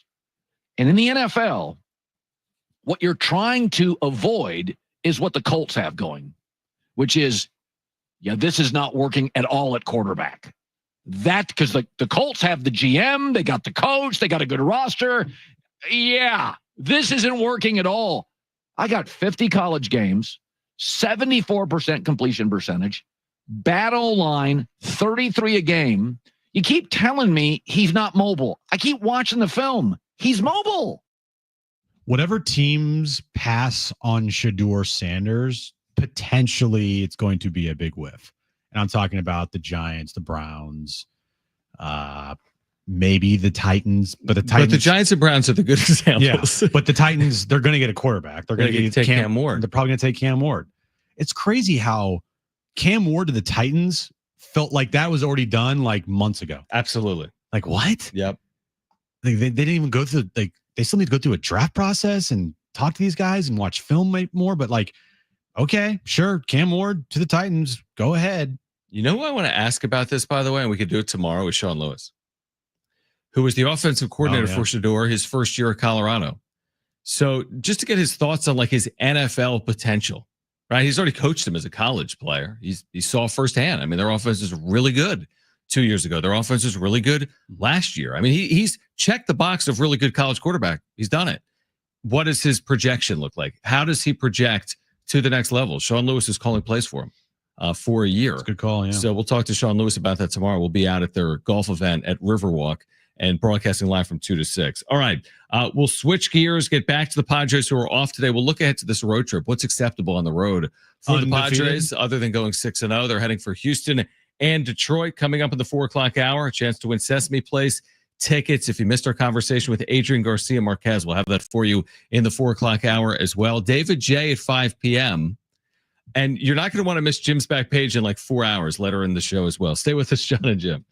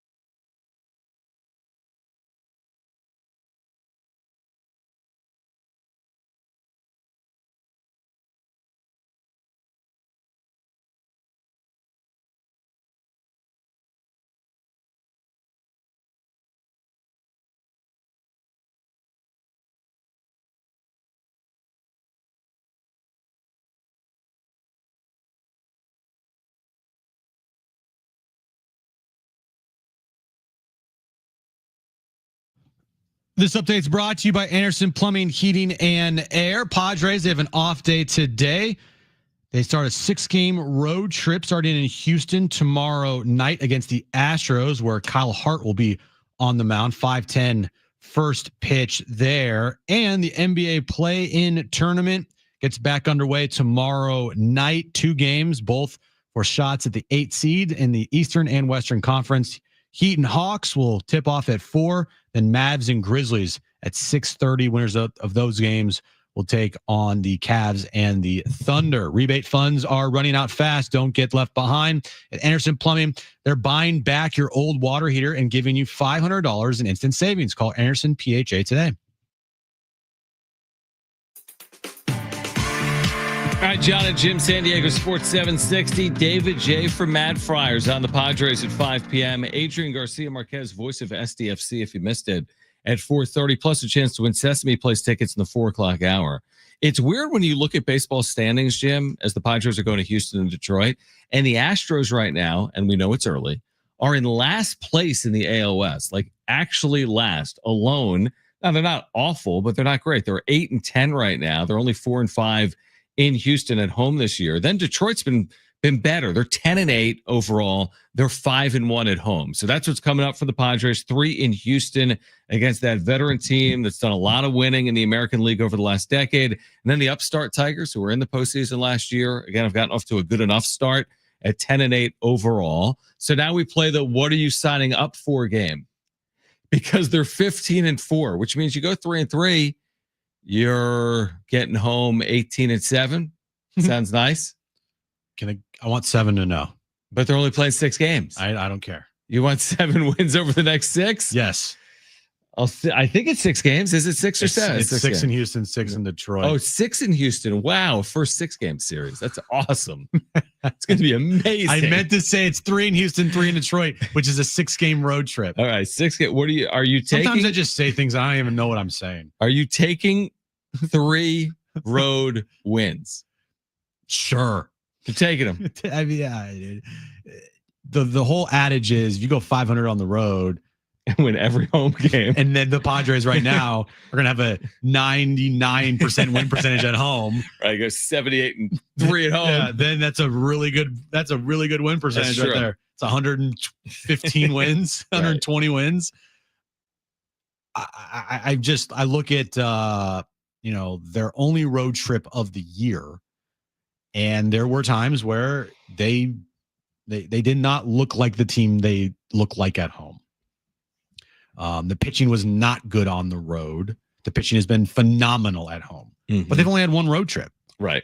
And that was in Chicago, where they didn't get blown out in those games, but then you get to Sacramento, and that's a wonky stadium anyway. So do you even really count what happening in Sacramento? You just kind of take 2 or 3 and move on. Yeah, basically.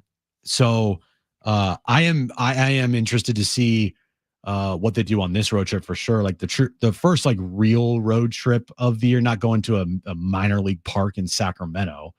I know, it's on the road technically, but it's like fake. Yeah, it doesn't. It's like neutral. Yeah, you're not playing in a major league ballpark. You're playing in a weird environment in Sacramento, and you're just like, what is this? Going to the bullpens, or literally on fans are like in the bullpens basically on top of the grass, and then the clubhouses are in center field. Yeah, I would say I'm with you. I mean, I think that this is a legitimate trip. Like Houston historically, like that's not easy. No. And then Detroit has been good. You get home and they've been amazing at home. But yeah, I'm curious to see like all of this. And I see like in the chat, I see on social media, and I see it on our text line 70470 started with the word team. But who have they played? Oh, they've had a mild schedule. I'm like, yeah, I don't know. I mean, that's not a big talking point for me. I know they'll play. I made this point yesterday. I'm like, they'll play the Dodgers and the Giants and the Diamondbacks. And guess what? The Dodgers will play the Padres, the Giants, and the Diamondbacks. So I get it. But I haven't seen the Dodgers playing the Padres, just like the Padres haven't played the Dodgers. So, okay, fair. They haven't played all 162 of their games. But again, this isn't college football where you load it up with 3 FCS opponents before playing in the SEC. You haven't done that. You're playing Major League Baseball games. You're winning those games. The who have they beaten crowd. There's a lot of those people out there. that does not apply to this start anymore. It just doesn't. I agree. They started with the Rockies and the Marlins, their first 7 games of the year or 12 games of the year, right? Like a 3-game series with the Rockies, 4-game with Marlins, and then 3-game with the Rockies again. Then okay, yeah. But they didn't. They played playoff teams from last year. And so if anybody out there is still, well, they haven't beaten anybody, look at their schedule. Stop. 15-4 is 15-4. Mm-hmm. That is a good chunk to look at a team and kind of say which direction they're going, and what they've looked like so far is a top team in the sport. You can't be watching every single one of these games and think otherwise. I'm sorry, you just can't. So, they're going to get tested on Sunday. Framber Valdez, Sunday Night Baseball, by the way. Great. On Sunday in Houston. Yeah. Dylan Cease versus him. That's a great. And Rich in the chat mentioned, and I haven't looked, but he said that Tariq Skubal pitches on Sunday, so the Padres will miss him in Detroit. But old friend Jack Flaherty, not really old friend, but enemy number one last year in the postseason. Jack Flaherty back on the Tigers. Looks like they're going to see him in Detroit. That's going to be a fun matchup to relive what happened last year. The sinister sling from Manny Machado. Will Ken Rosenthal be there for this? That's a good question. My guess is no. Probably not. Yeah, he's scared of the Padres. Probably true. Yeah. I don't think, I will say this. Well, I don't think it's too early to say, like, just give them credit for being 15-4. I do think it's too early to be like, well, there's just a 500 team on the road, because, well, yeah, it is too early to say that. They've only played 2 series. Trip. Yeah. So, and I've made this point, and you've heard me make, and you've made the same. If they are a 500 team on the road, it could work out beautifully if they prove to be one of baseball's best home teams, which is at least possible based on their 12-1 start. We've done the math on it. If they're one of baseball's best home teams, 500 is more than enough on the road. And we don't even know if that's who they are on the road as of yet. We don't know at all. We have no clue. I feel like Chicago, that road, the first road trip of the year, I mean, you're going up against a team on their opening day. Yeah, it was their home opener. Shota Imanaga is really good. Temperature, it's cold. It's like we're making 35 degrees. But yeah, I think those are real excuses. You can't take anything from their first road trip, other than actually they had some injuries that are the most concerning part. Right. Like the Dylan C start in Sacramento. I think that's kind of just like an outlier, honestly. Pitched much better in his last game. So yeah, I think you have to wait. If they were, 13 games in and they're 5-7 on the road, okay, maybe you'd be like, well, they're gonna have little problems on the road this year. You can ask those questions. I don't think you can say definitively that they're not gonna be a good road team, but you can ask, like, are they gonna have troubles on the road this year or not? But at home now, you're 12-1. You're like, okay, home field advantage. Definitely there at Petco. The fans, amazing. And at Petco Park, they feel like they can win every single game so far. And here's I don't think it's a funny thing, but over the last couple of years, the Padres have been a very good road team. And that includes last year under Mike Shildt. In fact, we mentioned this maybe this week, that they were better on the road last year than they were at home, even with that environment of 3.2 million fans. They actually wanted a higher clip on the road than they did at home. Obviously, they're not going to start 12-1 on the road. I mean, they're already 3-3. But I don't think home road is overly impactful in baseball. You know what I mean? Like, I think you can play in front of a good home environment like Petco Park. There's been years where the Padres are a 500 team at home or just above it, despite the atmosphere, and they've been good on the road some years. Does home road really matter that much? Is it like a huge indicator like it would be in a college football game? LSU at home wins 90% of the time. Ohio State at home wins 95% of the time. I don't know. I'd rather have Framber Valdez or Dylan Cease, regardless of location, than have home field, for example. Well, I would much rather have them have confidence on the road than have the feeling of they're just average. Yeah. Because it helps going into a postseason. Being a good team on the road, you're going to be going to some crazy environments potentially. And you're going to have like last year's team on the road, they were really good. They were, yeah. It took them a while to become a good home team. And I think it paid off in the postseason. Now, it was a short postseason, but would they play 2 road games? No, three. They played three. They played 3, and they were only 1 and 2 actually. And then the 24 scoreless innings we obviously know there. But what happened? But look, they had great pitching in Game 5. They just couldn't score. Yeah, right. Exactly. So yeah. I think it's obviously too early to even talk about. They're an average road team. Stop. It's way too early for that. Way too early. But I think if they can create an identity on the road, which they did last year, and they can be, I'm not gonna say as good as last year's team on the road, but if they can be comparable, and if they're playing like this at home, dude, they could pile up some wins. Oh yeah, they could pile up some wins. It's not too early for updated MLB power rankings. Do the Padres top the list with their 15-4 record overall or not? We have an update from ESPN. We have Sesame Place tickets to give away in the 4:00 hour. If you missed Adrian Garcia-Marquez, voice of SDFC on San Diego Sports 760, you'll hear it at 4:30. And David J. from MadFriars will join the show coming up at 5 p.m. to talk more about the Padres. But what do the updated power rankings have to say about the Padres, Jim? I know you're curious. Oh, power rankings! I'll share them with you on the other side. They've just been updated. Oh my goodness! Are the Padres atop the power rankings? Do not leave your dial driveway. Yeah. Stay with us, Jon and Jim.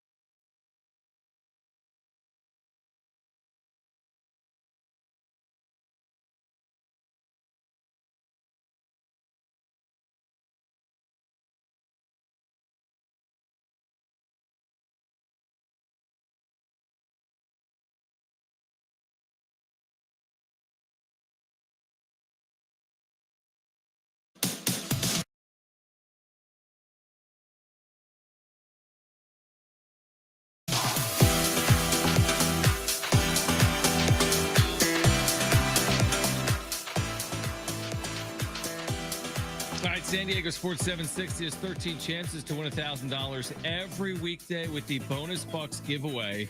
That's every hour, 6 a.m. through 6 p.m., which includes the next couple of hours here on Jon and Jim. Listen for the keyword, then enter it at sportssd.com. Your chance to win $1,000. We could all use an extra $1,000 after tax day, for sure. Dude, I'll use it any day. I don't care what time of year. Any day you want to give me $1,000, I'll take I'm it. on board. Yeah.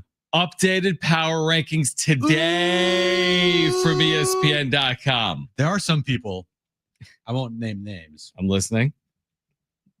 legitimately take these power rankings seriously. And yes, we reference them every time they're updated, but that's because the Padres are towards the top of the list. But it's kind of a running joke. It's a running bit on this show. It is a bit.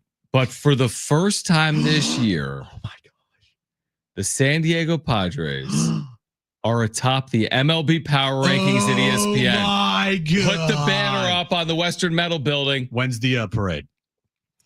Hopefully in November. But it's not going to be right now. Can we hang up at Petco, like, over by the San Diego Sports Hall of Fame plaques? Next to Nick. Next to Hardwick. Yeah. I love that idea. We can have a little flag that says next to the future Jon and Jim plaque. Exactly. April 17th, top of the power ranking champion. Not just the top, Jim. They moved from number 3 to number 1. So they went up 2 spots. I need to know what it says. Here's what it says. Padres, this is updated today. So it says they're 15-4. San Diego finally lost at home this week, but the Padres' advantage at Petco Park shouldn't be overlooked. It's become a more raucous environment than ever, a destination for fans who want to see a pitching staff that so far has compiled the lowest home ERA in the game, and a lineup that ranks 8th in home OPS. Fernando Tatis Jr. in particular must like the sightlines there this year. He has an OPS over 1,100 at Petco. San Diego has established a home environment all smaller market teams should strive for, and the Padres are winning plenty to keep fans coming back for more. I hate when they put him in the small, man, it's a good draw for a small market team. Shut up. I know. Enough of that. Do you want to read off every paragraph of every team? Okay. Top power. Here, I'll random. Number 24, Minnesota. Okay. No, what is happening in Minnesota is the worst case scenario. No. Did it really say that? Yeah. The A's is like a sentence, dude. Well, it should be. You know who should have less than a sentence? Like 2 words. White Sox. Is the Rockies. You're right. And the White Sox. Yeah, you're right.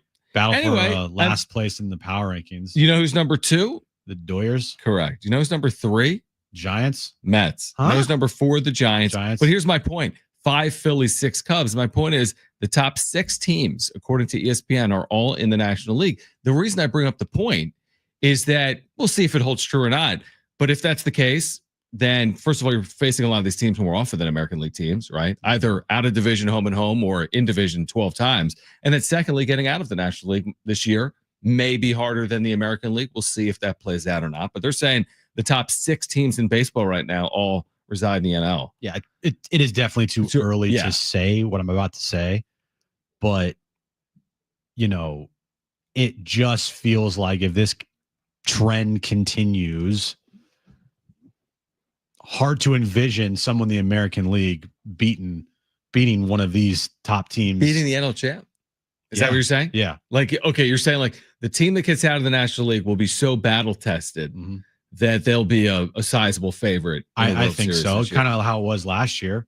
Yeah, and that played true. Yeah. It was a decisive, Dodgers 1-5. The Dodgers taking down the Padres, but taking on a really hot Mets team as well. I just think and even Arizona, by the way, Arizona's 13-5, I think. 11-7. Not even close, Jim. But that's good. I mean, 11-7 is good. To start your season, really 11-7 most years. Yeah. The National League feels like the upper class. It does. And when we had talked about how many teams will be in it this year, there was 7 for 6 spots. Now, the Braves were one of them, and they are right now, I think, in last place currently still in the AL East. But you just, replace the Braves with the Giants, Mets, Phillies, D-backs, Padres, Dodgers.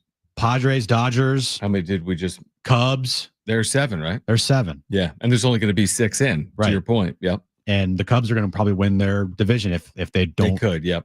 Have any major injuries. Right. So you're dealing with, 5 teams there for 4 spots. You can be in as a wild card or you win the division. But yeah, it's going to be a dogfight. And the National League, I feel like, is a step up from the American League, in my opinion. Yeah, it's like what we've said in the NBA a lot over the last 2 decades is that the Western Conference is the premier conference, right? We've said that a lot. They don't win every NBA Finals. Celtics won last year. Yeah, Boston last year. And there's other examples, obviously, of teams in the East, Bucks. like Cleveland, or Cleveland with LeBron in the last 20 years. Right. Even when the West has maybe been the deeper of the conferences. I would argue probably the better team is winning more often in the NBA playoffs than in the Major League Baseball playoffs, right? Like NBA playoffs, really good teams win a lot in the postseason. They're not upset a lot. Really good teams. Teams are upset in Major League Baseball playoffs, but I would agree. And yes, it's 20 games in for most teams, but I would agree that there's a good shot the National League is going to be heavily favored or favored at least in a World Series, just based on what we know, that there's 5 or 6 really, really good teams in the NL. And I'm sure there'll be really good teams in the American League too. They'll emerge, whether it's the Yankees or I don't know, whomever else. Yeah. I mean, Detroit right now is listed like one of the better teams in the American League. They're 10-8. Right. And in the National League, I thought the Giants could be like this annoying, pesky, kind of gritty team that could maybe win like 84, 85 games. They would just give you problems. Right. Their start, I was reading something today. The Giants have the toughest strength of schedule so far through the first 18 games of their season. And they are proving right now that they're one of the better teams in baseball early on. And they're doing it a little differently than most. They played a lot of road games this year than home games. I think they played like maybe 4 home games this whole season, the whole year. Yeah, I guess my question with all of these teams outside of LA is, how do you deal with adversity, including San Diego? Yeah. Because when things are good, it's good, man. Coming. It's good. And by the way, if the Dodgers deal with adversity, man, they'll be fine. I'm not going to sit here and be like, not making the playoffs because they lost 3 straight in some random series. Right. But when San Francisco is swept at home by someone, or if San Diego, has a 1-5 trip, hopefully we don't see it. Again, most teams are going to have a 1-5 trip or get swept at home in a series. What's the response look like? I thought the Padres responded well last year. They had some bad moments in the first half of the year. The 5-game losing streaks, swept at home by Colorado last year. Yeah. I mean, that's unacceptable. Yeah. But the way they rebounded and what they proved to us in the second half was they could deal with it. They didn't deal with it well, obviously, in 2023. So I trust in the Padres' ability to deal with adversity, but I am curious about San Francisco and Arizona and San Diego, truthfully, because they're not playing 15-4 at this clip. I mean, no one is. They're not going to play at this clip. So when there is a 10-10 stretch over 20 games, what are we saying? What are we seeing when that happens? Because it's coming, I would assume, unless this is not just like special. If their worst stretch is better than 10-10 this year, Jim, if their worst stretch is 11-9, they're winning 95 games or easily. more. Easily. If that's their worst 20-game stretch. Absolutely. Because they've already piled up so many wins early on and have gotten out to such a great start that, like you said, if their worst stretch this year is 10-10. Yeah, that means they got a lot of stretches that are better than it. They're winning 95 to 100 games. Completely. And I don't know if their worst stretch will be 10-10. But, if it does come where they do have a 5-game losing streak, like last year's team had 5-game losing streaks. 4 5-game losing streaks. Felt like 5. Yeah. And they won 93 games. That is crazy. You can withstand that. You can, because of this crazy hot start. You can, if you get out to 20 games over 500 and you have a 4-game losing streak, you're still in decent shape. Not the end of the world. Yeah, you're right. All right. In hour number 3, on the other side, we will get to the wrap. If you missed Adrian Garcia-Marquez, the voice of SDFC, you'll hear some of our conversation coming up at 4:30, plus your chance at the 4 o'clock hour to win a 4-pack of tickets to Sesame Place San Diego. And then coming up at 5 p.m., David J. from MadFriars, an amazing resource for Padres fans. We'll talk about the start in the majors and the minors for the Friars at 5 p.m. with David J. Hour 3, Jon and Jim. Next.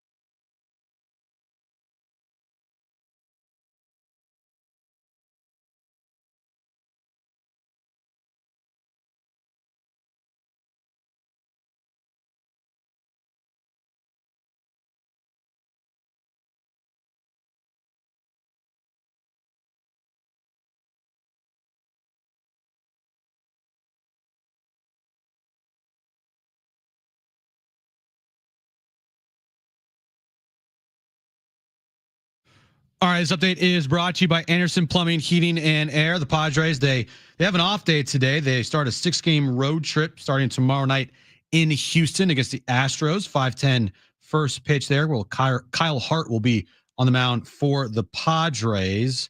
Moving over to NBA play-in action tomorrow. It's a battle for the 8 seeds in the Eastern and Western Conference. Heat against Hawks, and the Mavs will take on the Grizzlies. Winners of those games will take on the Cavs and the Thunder. Rebate funds are running out fast. Don't get left behind at Anderson Plumbing. They're buying back your old water heater and giving you $500 in instant savings. Call Anderson PHA today.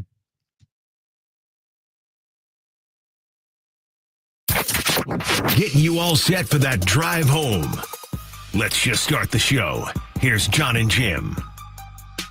All right, San Diego and Southern California, what's going on? This is hour 3 of Jon and Jim. We're here until 6. We do have David J. from MadFriars joining us at 5 p.m. We'll talk about the Padres at the major league and minor league levels at 5 p.m. And Adrian Garcia-Marquez, if you missed him, SDFC voice. We will have that interview for you coming up at 4:30, plus a chance to win Sesame Place tickets, a 4-pack of tickets coming up later this hour. Should be fun. Oh, it's going to be very, very fun. That I know. Very fun. The next 2 hours you're not going to want to miss. It could be the most fun you'll have all day. We are fun guys. That is definitely true. All right. So normally we get to the wrap right now. So let's get to the wrap right now.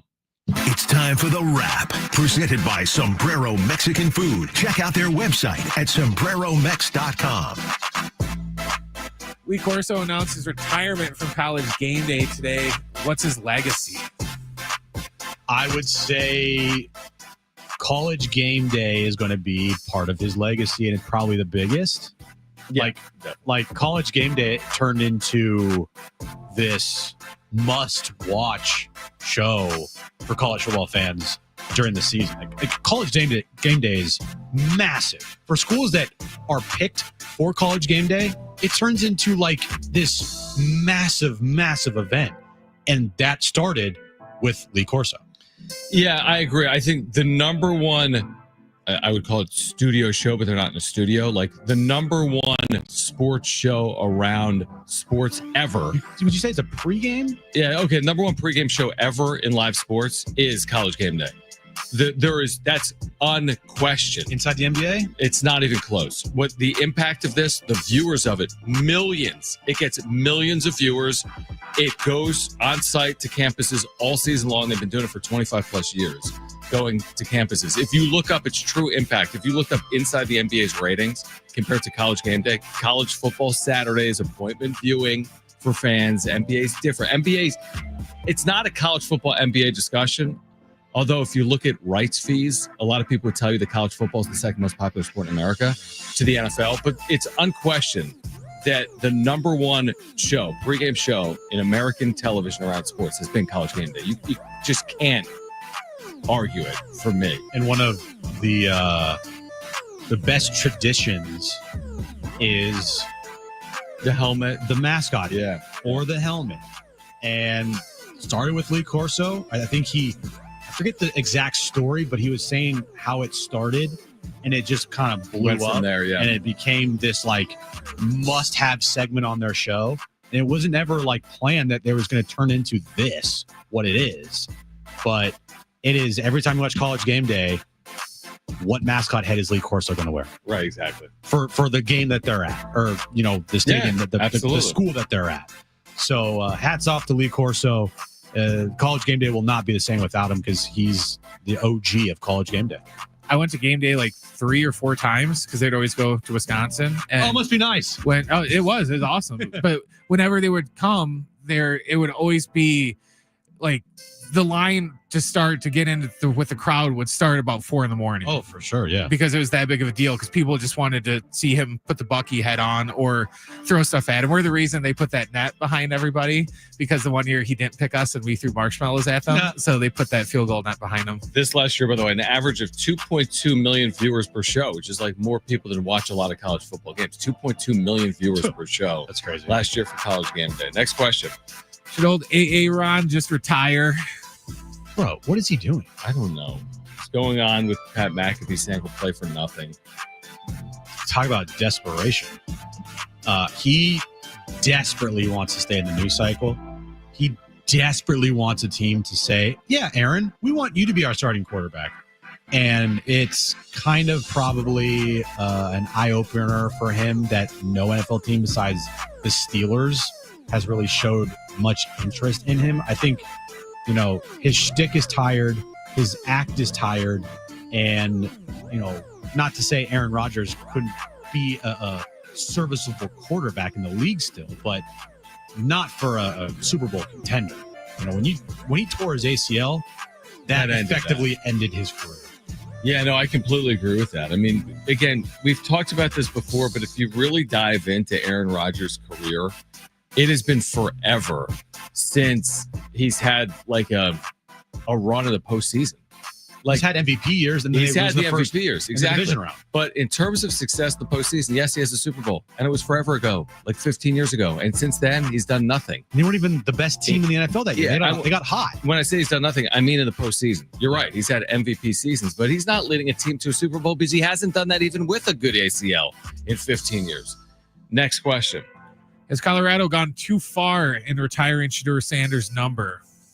There's been a lot of criticism of this, especially in Colorado. Yeah. I've seen local newscasters, so I'm sure we'll never be able to go to any Colorado football press conferences or games ever again because Dion has very thin skin. Right. We said it, last week when we talked about it? Talked about it, yeah, maybe. The Shedeur thing makes no sense. It's because Dion is his dad, and so that's why he's getting in. Like, get a 10-7 record or something like 13 that. 13 and 12, 10 and 7. No, I don't know what I'm saying. 13 and 12 overall. You're right. Yeah, 13 and 12. 13 and 12. And you're getting your number retired. I get Travis Hunter won the Heisman. You can easily say, yeah, we're retiring his number because he won the freaking Heisman Trophy. Shedeur had great years, but I mean, come on, what did he accomplish? I mean, they've been playing football there 135 years, and they are just the 5th and 6th players to have their numbers retired. And there's former players, including one that was on the national championship team in 1990. That's like, if none of our numbers are retired, then their numbers shouldn't be retired. We won a national championship here as a team in 1990. It doesn't take away. I mean, Travis Hunter has been an amazing college player. And I think Shedeur Sanders has been a terrific college player as well. But when you retire a number, I mean, it goes beyond being, hey, we've had good years, we've had success. I mean, you're thinking about reaching really lofty team goals, I would think as well. Like, did you take your team to a national championship game? Did you win a national championship? Did you win a Heisman?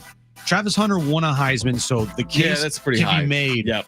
Now, the timing of it, like, who was the other Heisman winner in Colorado history? Well, Rashaan Salaam. Rashaan Salaam. His number is retired. It's retired there, but also it took a long time for him to get his number retired. Right. So, yeah, you can make the case for Travis Hunter, but also there's, Rashaan Salaam is like, wait, hold on. I had to wait X amount of years before I got my number retired here, and I won the Heisman too. And Travis gets it 4 months after he won the Heisman. Like, huh?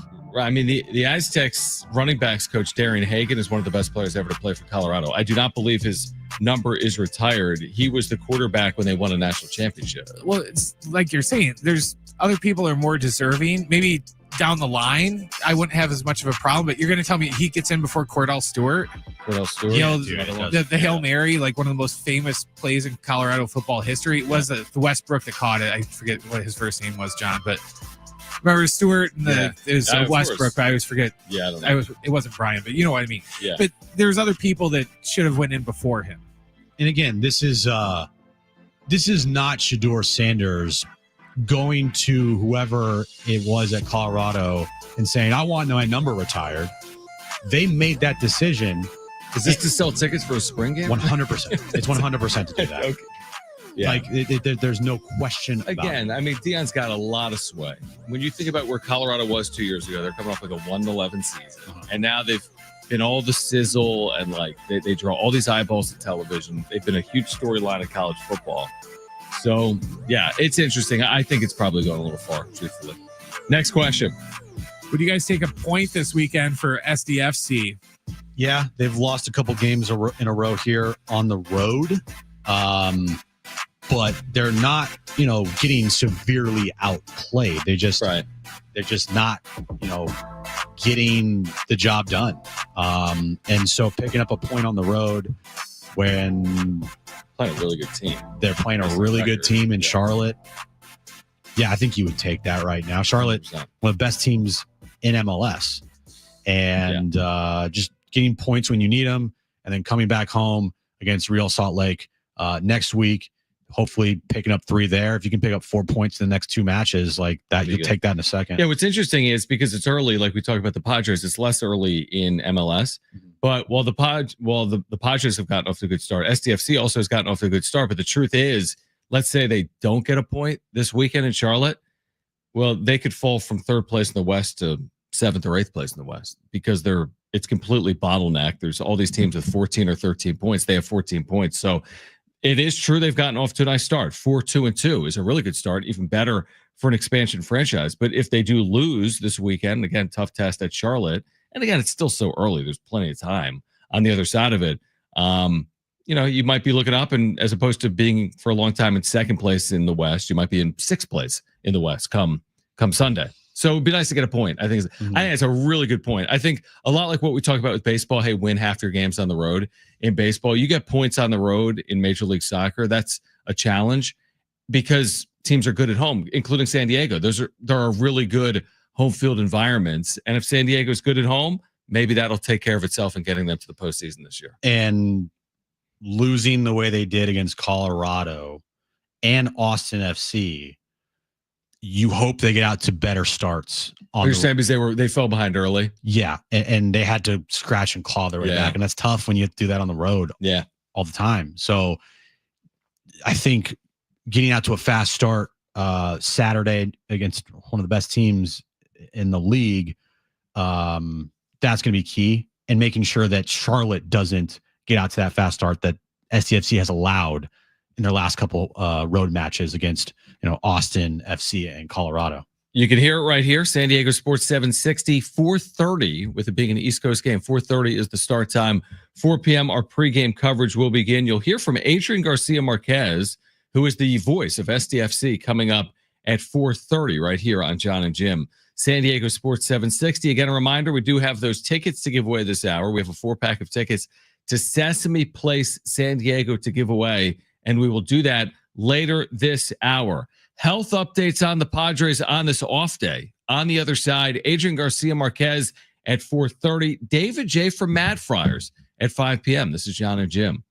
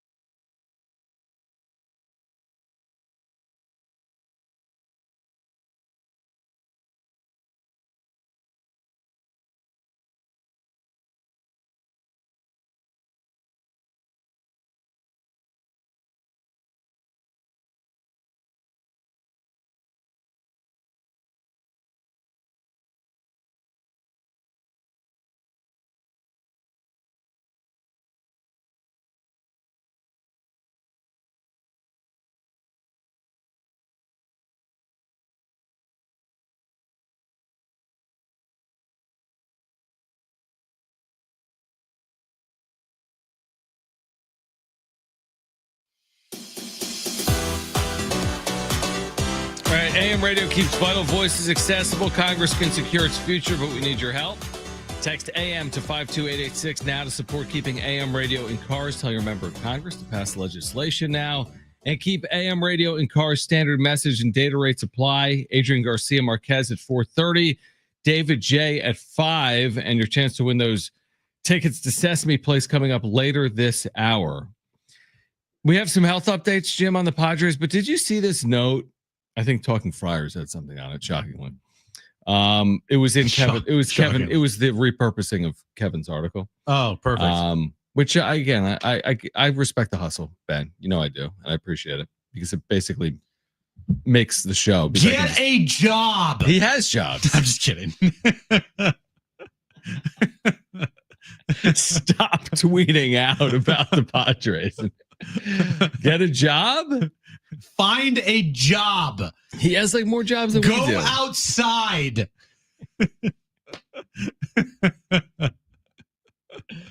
He tweeted something earlier today from Kevin's daily newsletter, right? Our Padres insider. Who? Fadden is our insider? Or I don't know. Whoever's our insider. We should have Fadden.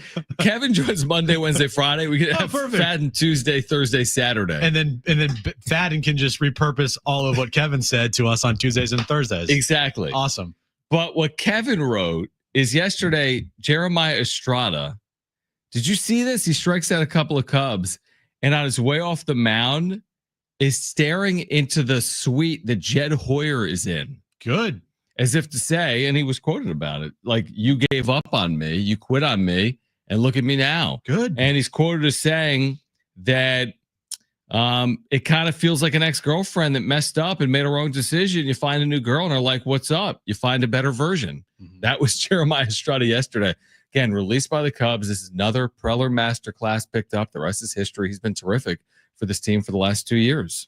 Another dumpster dive find by AJ that has turned into gold. He could easily be this team's closer.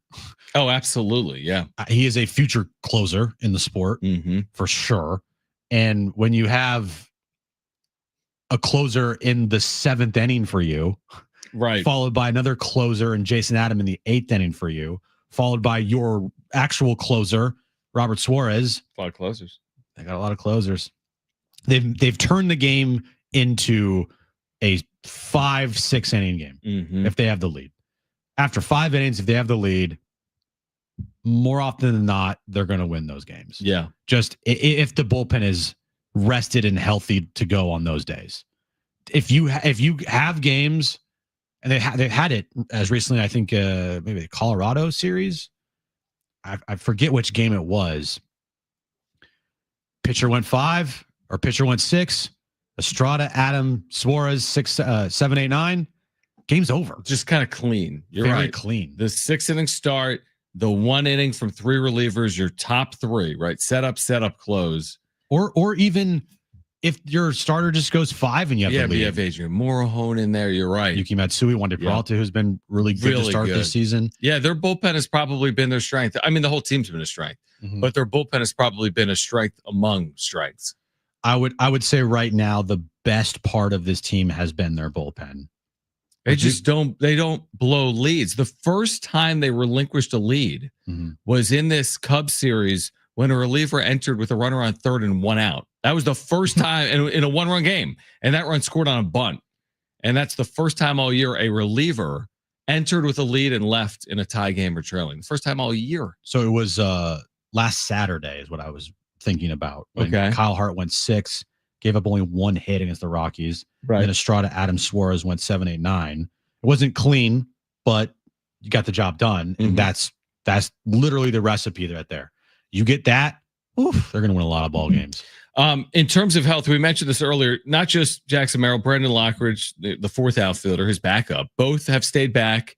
They're both dealing with hamstrings. They both will not be on the road trip through Houston and Detroit. They've both begun baseball activities to work their way back. I think Jay Cronenworth is obviously further away. He's got that rib fracture. Thank goodness for Jose Iglesias. No doubt, who's hit and obviously hit last year. Darvish, Kevin said yesterday, has thrown off a mound, but not like a bullpen as of yet. And in fact, he said yesterday, I wish we had the sound on it, that, and he was just speculating. He hasn't heard this from anyone, Speculation. but he was speculating that they might hope to get him back in time for June when they face the Dodgers. So I'm like, oh, June. Oh, June. I was thinking maybe May, but they have the benefit of time with the way this team has played so far. And maybe it's before June. He was just speculating. He wasn't saying it would be like, hey, he's the Dodger killer. Get him back for game one of that series. But he's saying, I still think it's probably it's more than, it's weeks, right, Jim? He hasn't even thrown a bullpen. So add up weeks from April 17th, and you're certainly at some point in May. I love how Kevin and Shilty are describing how Yu Darvish is throwing a baseball. There's been a lot of description. Aggressive toss, and then off a mound, but not to a standing catcher. He's thrown off a mound to a standing catcher, but not yet to a sitting catcher. Like, how? Like, what's the difference? Like, is he throwing the baseball or is he not throwing the baseball? Right. And the way that they're describing how he's throwing the baseball is, I think, fascinating. And then Kevin said yesterday, he's like, I think he joked with me because he told me he threw 95, but I'm pretty sure he didn't because he was throwing to a standing catcher. I'm like, yeah, he's not throwing 95. No. Coming off a month removed from throwing. That's the last thing they want to see. They don't want to see like max effort. Bro, if he's throwing 95 and he's call him up. Popping the glove, he's going to be starting in the club. He's starting this road trip. Exactly. He's starting tomorrow night. That was another thing too. A couple years ago, it was like, oh, Mike Clevenger's throwing a bullpen. He's popping the mitt out in center field. Like, you hear the pop of the glove. I'm like, okay. And then he threw like a third of an inning, and his arm blew up. Exactly. And he got DFA'd by the White Sox the other day. The closest. Have fun working at McDonald's. Did he get DFA'd? He did. One of the players that might be closest to a return is actually Brian Hoeing, the reliever for the Padres, who's been out because great, more bullpen help. I was just gonna say, I mean, that's only going to strengthen his strength potentially when he returns. So I think it's the biggest thing they're dealing with is injuries, but they've overcome all of it over a short period of time, which is the start of the year. Yep, and it's because they're not putting up 9-10 runs a game. No, they're not. But the reason why they're winning, I firmly believe, is their pitching. It's hard to like say it's other, like if I were to rank the reasons why they're 15-4, bullpen is close to the top of that list along with their starting pitching. As it would probably go, I mean, Fernando Tatis Jr., bullpen, their starting pitching at home, especially. Like those to me are like the biggest factors into, I think, why they are where they are so far. And then you throw in Machado, obviously. Don't do that to Schilt. Don't do that. We're talking about on the field, Schilt is the reason why this team's 15-4. Without Schilt, they probably haven't won a game. I'm talking about on the field, John. I'm kidding. I know you are, I think. I'm kidding. But I give Schilt credit. Absolutely. We've given Schilt a lot of credit here to start the season for what he did last year, for what he has done so far this year. Dude deserves a lot of credit. Yesterday in the 8th inning with 2 outs and the tying run at second, and Suarez warmed and ready, he stuck with Wandy Peralta. And it worked. I know. You know what I mean? So like the right buttons. That's exactly. And now again, they're gotten off to such a good start that everything has just worked. And it's a credit to the team, obviously. But Mike Schilt, when needing to make a good decision, has been able to make them, and none better than yesterday. I was like, Wandy Peralta. It was lefty on lefty. I'm like, Wandy Peralta, but he's a new version of Wandy Peralta this year. And I don't want to see it happen, but I am curious to see what happens when this team eventually faces adversity. Yeah, no, definitely. Like you never want it to happen. You never want this team to. You never want to say, "I hope they go through a 5-game losing streak just so I can see what they do on the other side of that." Like, no, I don't want to see. I prefer them to not lose 5 games in a row, but I don't know if there's an inevitability to that or not. Maybe they never lose 5 games in a row this season, or never lose 5 games in a row ever again in the history of the franchise. Maybe they never.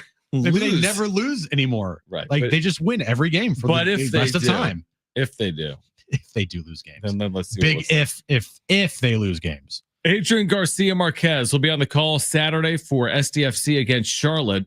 You'll hear our conversation with Adrian on the other side. We've got a 4-pack of tickets to Sesame Place later this hour. David J. from MadFriars at 5 p.m. This is Jon and Jim.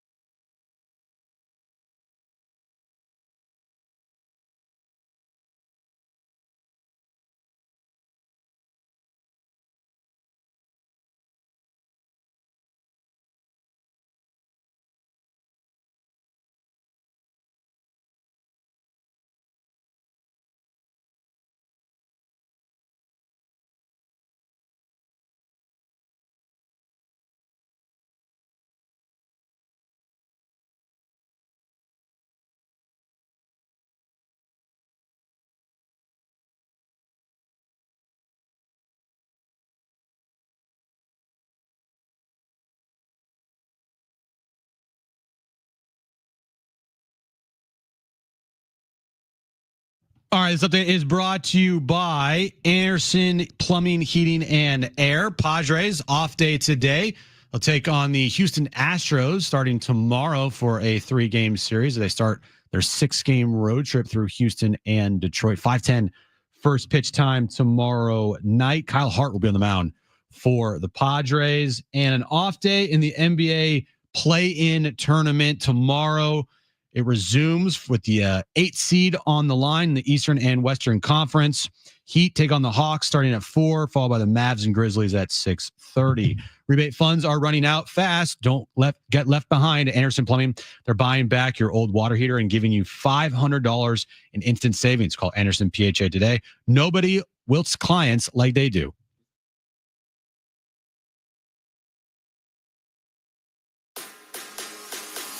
All right, David J. MadFriars at 5, a 4-pack of tickets to Sesame Place in 15 minutes. But if you missed our conversation earlier, Adrian Garcia-Marquez, voice of SDFC. We started the conversation by asking Adrian what surprised him the most about this team's start. First and foremost, thank you very much for the invite. And can I just go and call you guys Juan and Jaimito? Juanito. I love that. That's the new name of the show, actually. Thanks for that, Adrian. Love that. the cariño, you know, nothing but love and respect. I think that's kind of what Darren and I, with Warren, the whole team, we're very impressed with the discipline, the attitude, the character, the build, everything as advertised. What Tyler Heaps told us they were going to get done roster-wise and why the characteristics to each player, why they were selected, handpicked by him and the staff and Mikey to be here, the whole plan. It's just phenomenal to see how they have really identified how they're going to play, and they are not going to stop playing that style of football for 90-plus minutes. They're constantly on attack. They create opportunities, and I think at the end of the afternoons and night times, whatever the 90 minutes, Mikey wants to see chances created. Mikey has milestone posts for these guys to create opportunities, to constantly be on top of the other side and just create chances. You look at the amount of assists per goal San Diego FC have. I mean, you're talking about 12 assists or so out of the 16 goals. It's just somebody serving the ball up, 5-star servers from somebody. And on set pieces, they've been lethal. All of this was advertised. This was told to us. Tyler Heaps and Mikey Varas told us from the beginning this was the style of play, and that's what I've been most impressed with, the discipline and just the entire unit buying into Mikey Varas' vision and Tyler Heaps' vision for this club, and guys are just lining up and playing San Diego FC style football by the book, and it's brilliant. It's fun, and for us calling the game, it's super exciting. To start the year, Anders Dreyer, I think, has been one of the most consistent players on this club. Are you surprised with how well, from just match day one up at Galaxy, how he has been on the field for a lot of time here? How impressed are you with him and his play? I'm very impressed, not surprised. When a guy shows up and he says, "Give me the 10," I'll take number 10. It's my favorite number, but there's also a lot of subliminal, coding to having the number 10. You have to deliver. You have to be that guy on the field, the one that's constantly looking to create for others, or crack it yourself. I think Anders has been just that. That's why you'll hear it on our broadcast. We call him Anders Fire, because that's what he does. He's the guy that starts the fires. He comes up. Jasper Lafosen, we can't forget about, him coming up that right flank. Frankie Blackjack, Franco Negri's coming up the left side, doing his thing. Whoever it is on that back line coming forward, Chris McVeigh, obviously Patty McNair, and it just starts from that build, from the back into the midfield with Luca. Luca's playing brilliant, shuttling the ball through the middle of the park. Aníbal Godoy, what he does, and Capitan Terskov. I mean, you can't ask more from your captain, from a player that being that guy in the middle of the park, defending things and getting that ball to push forward, intercepting, leading the Major League Soccer in interceptions. So they set the tone for Anders, for Chucky. Chucky individually, we've seen the electricity. That's why he's the DP. And just we're going to find out how this all kind of comes together. Again, this is going to be a great matchup against Charlotte to test all of these points again. But I really, really love what Anders has done. I'm not surprised. His talent merits that he wears number 10, and he's delivered. You mentioned Chucky. We're with Adrian Garcia-Marquez, the voice of San Diego FC, right here on San Diego Sports 760. What has impressed you the most with Chucky? We know he missed some time due to injury, but when he's been out there, what have you enjoyed most about watching his game? His teamwork, his sacrifice. He plays for the other guys. He doesn't play for himself. And we know, guys. I mean, they come into this league, DPs do, and they come in, hey, I want green M&Ms only delivered, and I want this, and I want that. None of that from Chucky. Chucky bought in to San Diego FC's philosophy, building the team, the guys that, showed up on the roster.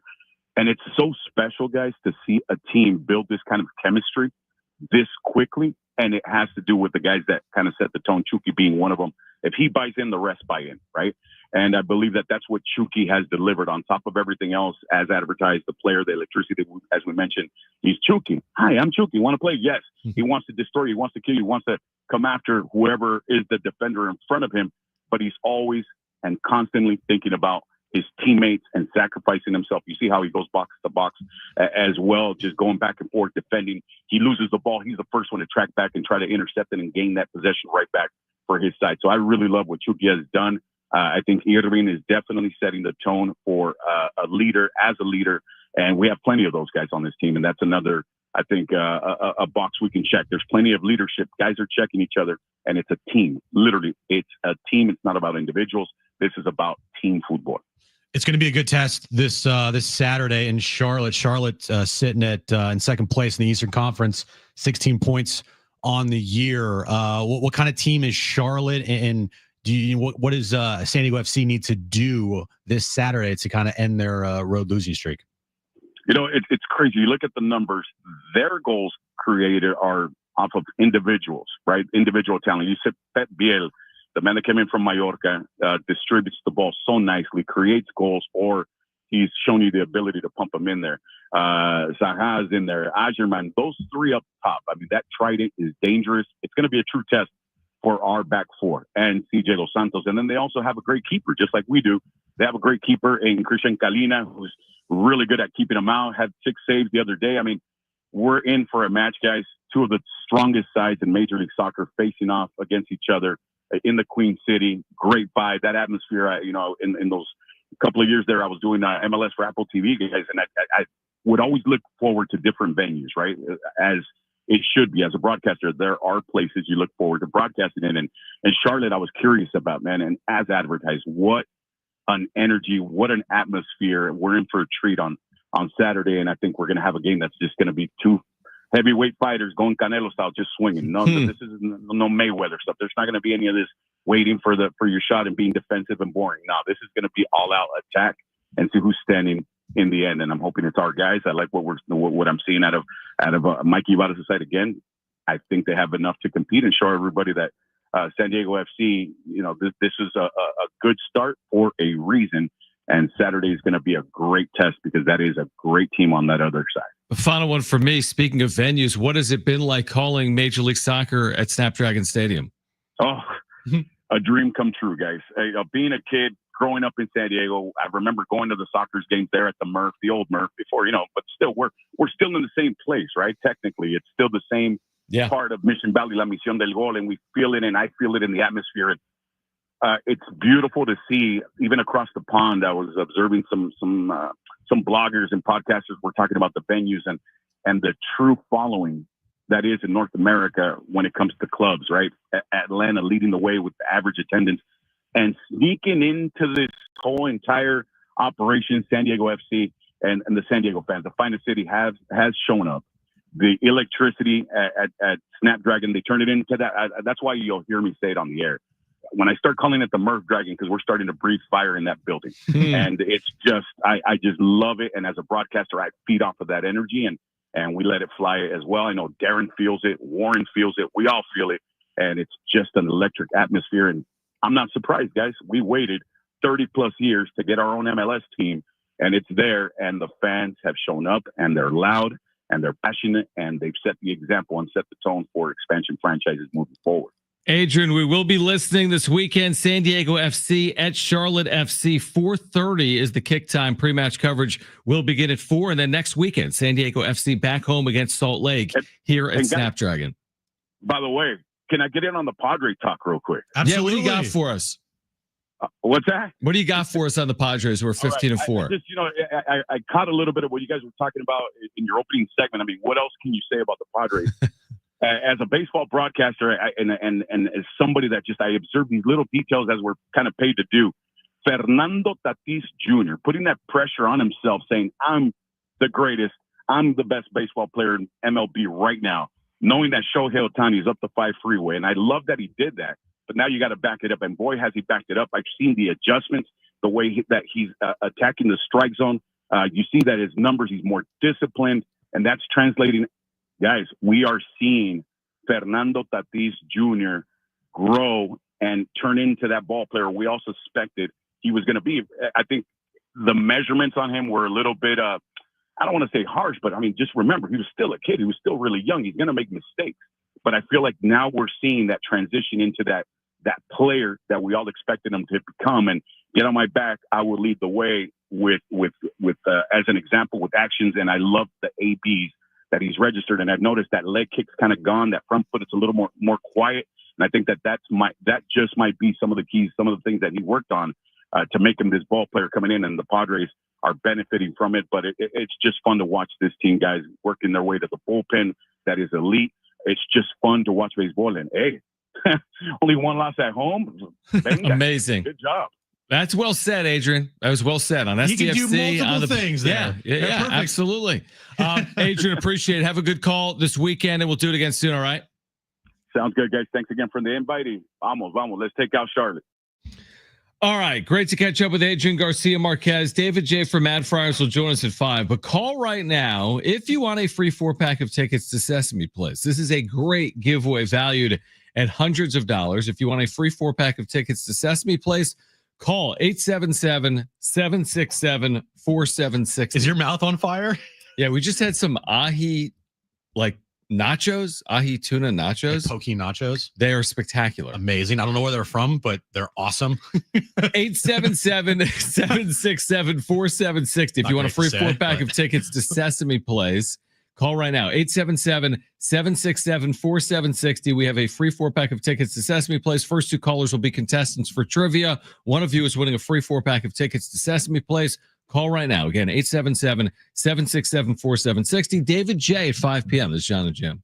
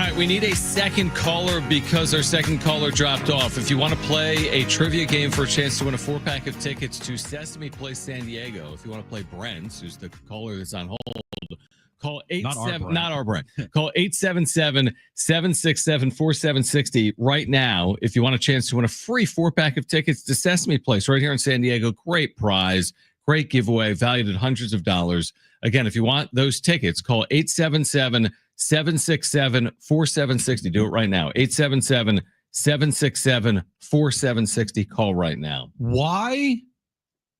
Yeah, I agree. No. That's a good point. I was going to say, why did we have to have a 9-10 matchup in the play-in games yesterday? Those games were awful.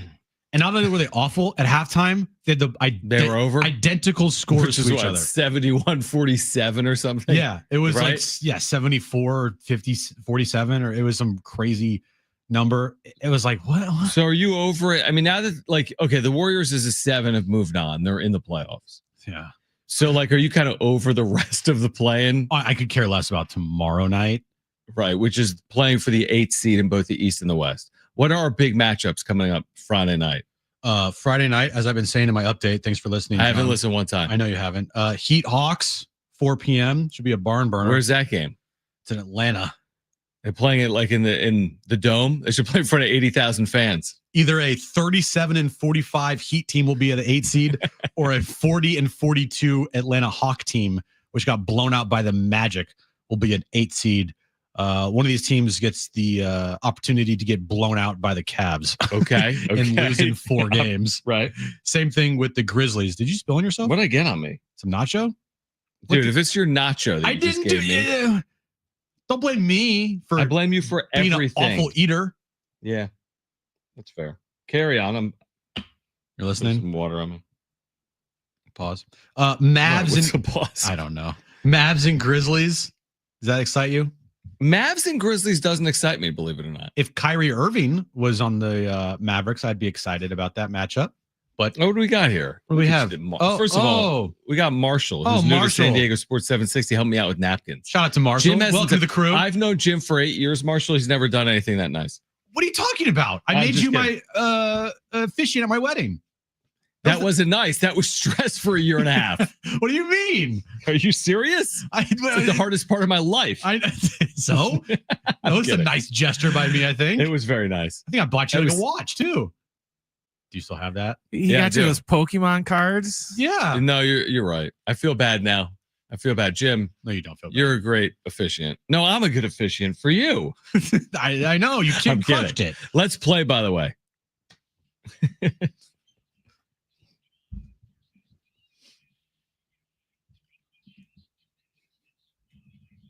All right, 3 questions, 2 contestants, 1 lifeline. Today's 2 contestants. We have Brent, not me, and Alan. Brent, you called in first. So you have your choice of Jon or Jim. Who do you want to go with? Whoever. I can't hardly hear you. Whoever. You can hardly hear us? Yeah, You're driving. Okay, you're going to go. Brent is going to be with Jon. Okay, Brent gets Jon as his partner. Alan, you get Jim as your partner, okay? All righty. All right. All right. TrainWreck Radio has commenced. Brent, what is the question of the day? It's going to be a classic. I feel it already. All right, guys. Can you name the top 10 baseball players since 2021 with the most home runs? So we're looking for the 10 players with the most home. Slow down. Okay, hold on.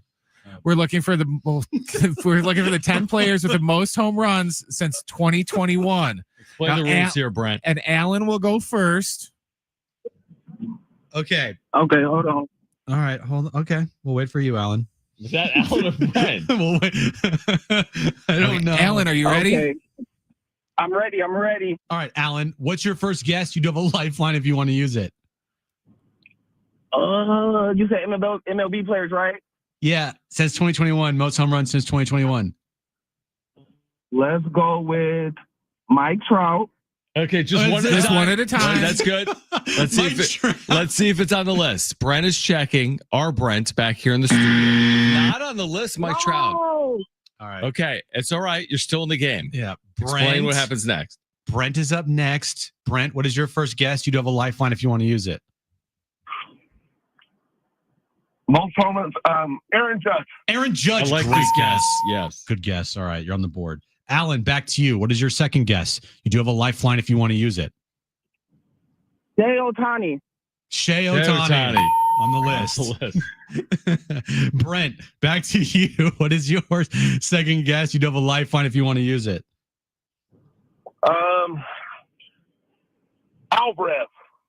Alvarez. Gonna need a first name. No Alvarez is don't. on the list, including. Oh, it doesn't matter. Oh wait, there is an Alvarez. What's his first name?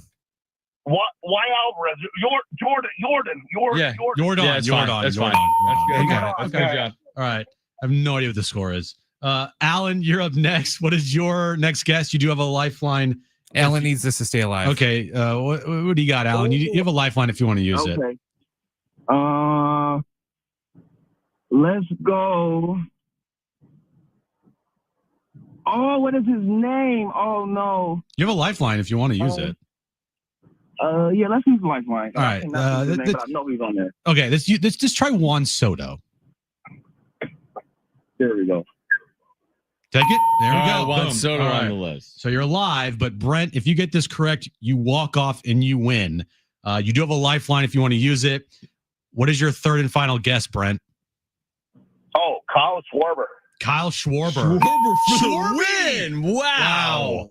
I like that. Look, the game That's a started good off call, dude. extremely awful. Oh, I thought we were trending that- for a disaster. You guys are covered nicely. That was TrainWreck Radio waiting to happen. But the train got back on the tracks there late. Somehow it did. Yeah. It was falling. It was falling fast. It was falling right Like, in The like train into started the moving. ocean. The train started moving, and we were already off the rails. Yeah, but we got back up. Yeah, we did. Kyle Schwarber was a good pull. Who's Very on good. this? Who's on this list? All right, Judge is number one. He's hit 203 homers. Isn't that good? Yeah. Then it's Ohtani, then Schwarber, then Pete Alonso, Matt Olson, Yordan Alvarez, Yeah. then Vlad Jr., Soto, Jose Ramirez, and Austin Riley. Tyler Wade. Let me Wade's check. on that list, right? I also I missed like the all-time Wadey game, huh? Dude, 2 for 2 walks, starting in center field. I saw Mike Manny, Schilt- 17. But Mike Schilt called out Toddy and Manny post game for their at bats over Wade, and everyone was like shocked. I thought I saw a quote from Mike He Schultz did. saying how great Tyler Wade But was. he goes, hey, does anyone want to guess who my favorite 2 players at bats were today? And everyone's like, Tyler Wade. He's like, no. He's like, I'm glad you said it. He's Did like, everybody say Tyler Wade? Yeah, like That is they're like Tyler Wade, hilarious. right? He's like, no. Well, he's like, he was up there, but Tatis and Manny. It just shows that like we all know. Isn't that amazing? That I is would have said Tyler amazing. Wade even if he went 0 for 4 with 4 Oh Ks. my gosh. I wish I could have heard Dude, that. it was unbelievable. Anybody can guess my favorite at bat today? Wade? Tyler Wade? I mean, it was the game of his career, and he wasn't on the list. When you go 2 for 2 with 2 2 walks. walks, I know. Congratulations, you have won a 4-pack of tickets to Sesame Place. They got a lot going on over there, Jim. As you What do know. they have going on, John? Elmo's Extravaganza, exciting rides, moving groove to the Sesame Street Party Parade. You know, because that's why you were off yesterday, right? No, that's not why I was on this day. Plus, meet the Easter Bunny and your favorite furry friends dressed in their Easter best. Now through April 20th, visit SesamePlaceSanDiego.com for more details. Open daily now through April 20th. Visit SesamePlaceSanDiego.com for more details. David J. from MadFriars. I mean, we have to ask him about this start. We need to get the latest. Leo DeVries. Yep. Obviously, Ethan Salas, the system in general, but the whatever. But the start in the major leagues here. David J. from MadFriars. MadFriars is an amazing resource for Padres fans. David J. typically joins us maybe 3, 4, 5 times a year. He will join us on the other side. We'll talk about the Padres' 15-4 start and the state of their system, including their top prospects, including Leo DeVries and Ethan Salas. David J. to kick off hour 4 of Jon and Jim. That'll come your way next.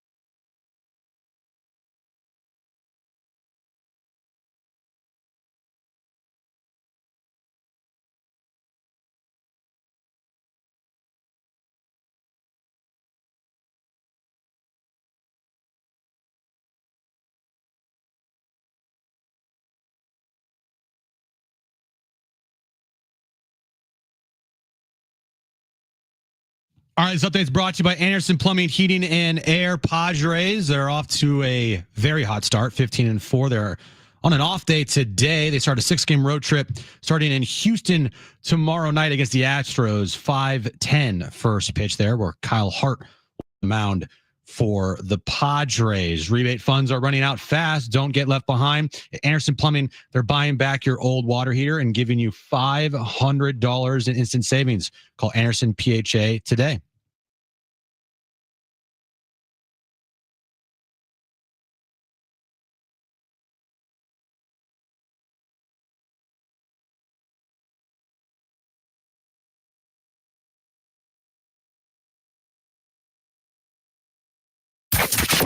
Getting you all set for that drive home.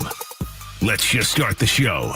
Here's Jon and Jim. All right, San Diego and Southern California, what's going on? This is the final hour of Jon and Jim. We are here until 6 p.m. By the way, tomorrow we'll be at Riverwalk for an Aztec golf event, the Coryell Classic. We'll talk to J.D. Wicker, Sean Lewis, Aztec football players, including Trey White, coming off a terrific year last year on the Mesa, one of the premier edge rushers in America, back here in 2025. So looking forward to that tomorrow on the air from 2 to 6. Kevin Acey also will join us getting ready for that Padres Astros series, which will kick off tomorrow night in Houston at 5:10 as the Padres open up that 6-game roadie coming up tomorrow night in Houston. But again, we'll be out on remote getting you ready for actually Saturday. We'll be out there Saturday as well, Snapdragon Stadium, the Aztec Fast Showcase. And free tickets are available for that at goaztecs.com. We're going to catch up in a moment with David J. from MadFriars, who covers the Padres minor league system. But we also need to get his thoughts on what's going on right now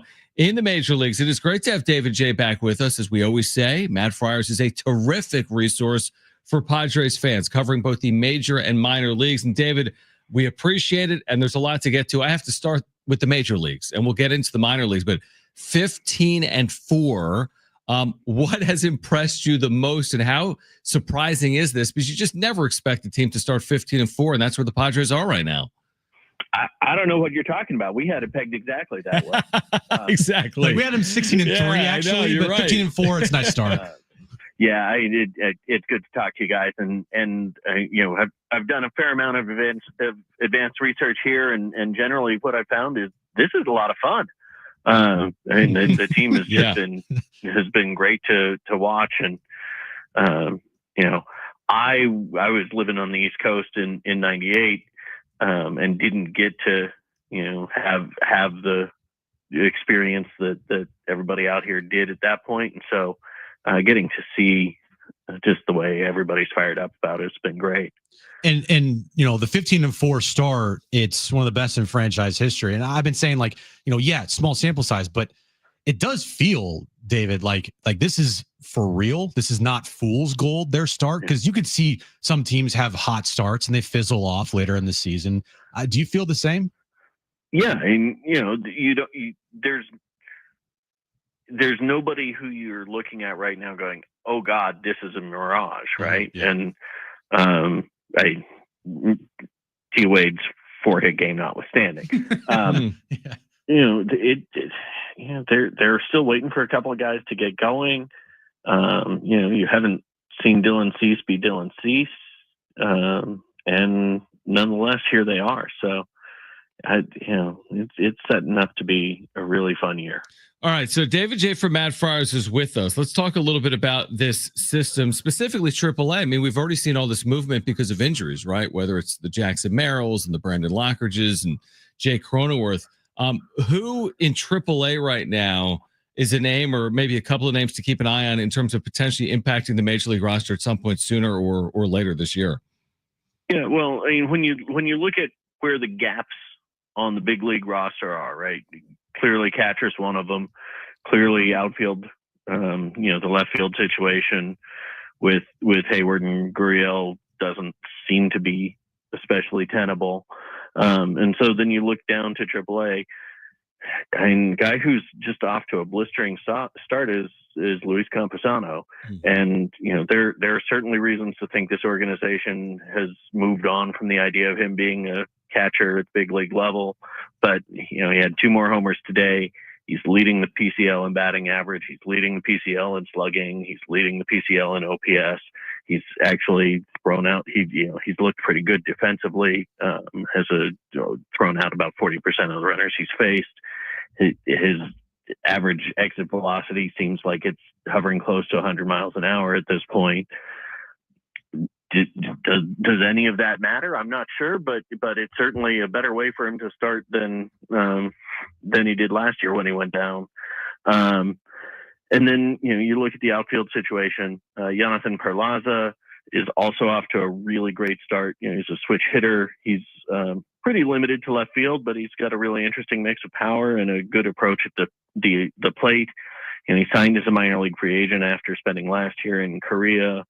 I think the fan base was hoping he'd really excel in spring training. He looked sort of so there, but just off to a really strong start out with the Chihuahuas. And then, Tirso hasn't been quite as hot, but unlike Perlaza, he's already on the 40-player roster. He's been lifting the ball more than he ever has before, which is really the primary focus area he has offensively. And even though we've been writing about him for like 9 years at this point, he's still only just turned 25. And the org really would love to have something to show offensively from that massive 2016 international free agency class.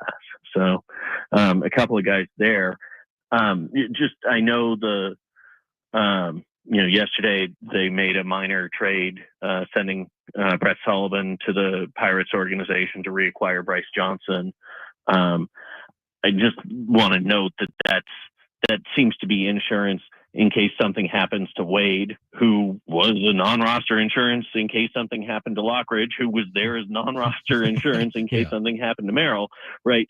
If you look at, is there anybody else in the organization who can, if you need somebody to play center field 4 consecutive days, there isn't. Now you've got a guy who at least you can do that for a few days if it's needed. But I think that's all that move was. I mean, they were having Brett Sullivan play, I think, left field. It was like, well, wait, what? That was kind of that's actually where he played third base and left field when he originally when the Rays originally drafted him. So yeah. Okay, well that's now he's gone and so they've reinforcements like you said. When you look at elsewhere in the organization, David, who else is out to fast starts elsewhere around the minors for the Padres? Yeah, well, I mean, certainly when you look at the guys who we had in the top 20, Romeo Sanabria, who's the big first baseman out at AA San Antonio. I think we were probably higher on him than a lot of folks in the industry. We had him at number 11 coming into the year, and he's just been hitting everything hard while really continuing to maintain his zone discipline. I had some questions about whether he'd be able to consistently turn on good inside fastballs coming into the year, but he's made some real improvements in his physical explosiveness, and he's doing damage in a ballpark that is not typically friendly to left-handed sluggers. So that's been a nice thing to see. I think the other guy, just from a position player perspective, Lamar King, who was just off of our overall top 20, was in mine and a couple of ours individually, has just been beating the snot out of the ball for Lake Elsinore. He was a 4th round pick out of high school back in 2022. If the name sounds familiar, Lamar King was the defensive lineman for the Seattle Seahawks. And it is not hard looking at him to believe that he is the son of a former NFL defensive lineman, just a physical beast. And he's been off to a really strong start for the Storm offensively. He's had a whole bunch of injuries since he originally signed and has been delayed behind the plate. He had shoulder surgery and wasn't able to catch it all last year. So he's still a project as a catcher, but certainly where he is offensively is pretty great. And then somebody who was way off the radar coming into the year, outfielder Moises Gomez is a guy who signed as a minor league free agent. It was actually the second time he's left an organization as a minor league free agent already. Just absolutely torching the ball for San Antonio. And there's nothing new about that for him, but he's a guy who struck out in more than a third of his plate appearances in the upper minors over the last 3 years. And all of a sudden, he's got that strikeout rate down just about 25%. If he's able to keep it even in that range, he's going to put up some pretty interesting numbers. I mean, he's probably got about as good raw power as anybody in the organization. So that'll be a fun guy to keep an eye on to see if he can continue to make that improvement. David J, MadFriars with us right now. Jon and Jim, San Diego Sports 760. Let's not bury the lead. What about Ethan Salas and Leo DeVries? How have they started their seasons in the minors? Well, so both of them have been pretty limited. I mean, they've each had 8 games. Leo's in his 8th game tonight. He is in the lineup. There's just a little bit of a social media kerfuffle because he was pulled from the game on Tuesday night. He was then penciled in. Then he was put back into the lineup initially for yesterday. Then had a ball that jumped up and hit him in the side of the head during early batting practice yesterday. They needed time to run him through the concussion protocol, which was clear and everything. But by the time they'd done that, they'd already had to put the official lineup card into the umpires. And so he sat out last night as well. Those are 2 unrelated incidents. What was going on Tuesday night was unrelated to getting hit yesterday. But I do think that the neurotic Twitter crowd, which I guess is probably the same as saying the Twitter crowd, can relax that he's not being traded and he's not coming up to the big league club. He is he's in the lineup for Fort Wayne tonight. He will spend the majority of the year in Fort Wayne, and those 2 guys remain the top 2 prospects in the organization by a pretty significant distance. Yeah, it's hard to even think if they're going to get moved. Like, everyone calm down. It's okay. Not happening right now. Yep. Moving on to Lake Elsinore, David. Some guys to watch at Lake Elsinore, and are you guys going to be going up to Lake Elsinore here soon? Yeah, so I was actually up at their season opener up in Rancho, and then the home opener last week when Cash Mayfield made his professional debut. Yeah, it was just a stellar effort. He threw 3 innings, didn't allow a hit. He struck out 6. And Jim, I know you don't have the deep grounding in minor league baseball that your buddy over there does, but I do want to note that that's a pretty good way to make a professional debut. Jon, did you like that? The details on that. Yeah, do you like that, Jim? Like when players do really well, that's good in baseball. That's a good thing. And when you go to all the bases and touch the home, that counts. They score runs, right, exactly. The points are runs. I've been trying to teach Jim about this. I'm learning, but it's taking a while, David. It's taking a while. Yeah, exactly. But that team up there with Mayfield, with the other big lefty who's the number 2. So Mayfield was their first overall pick out of high school in Oklahoma last year. Their second overall pick, another left-handed pitcher, Boston Bateman, who is also the son of a former professional football player. His dad was an offensive lineman. And again, he is 6'8", 240 and looks every bit of it. So those 2 guys are sort of the 2 key parts of the rotation up there. But a guy who's gotten way less attention than them is Brian Balzer, who's got a sort of fascinating personal story. His father's American, but his mother's Japanese, and he mostly grew up over there. He signed out of high school in Japan with the Padres for only $10,000 because that's all the Padres could sign him for after they spent all the money on Ethan Salas. He had Tommy John surgery almost immediately. And by last summer, I saw him when he was just in rehab out of Peoria Sports Complex. It's just a pretty, I mean, he's easy 95, 96 at this point. He's got an interesting sort of story. And actually, John Conniff has a piece on him up on the site right now that just about the cool mentoring relationship he has with Yu Darvish. separate from all that, he's a 19-year-old with a really talented arm and is going to be another key starter up there. And then, it is definitely worth making the drive up to Elsinore right now. Offensively, you've got Lamar King, like I said.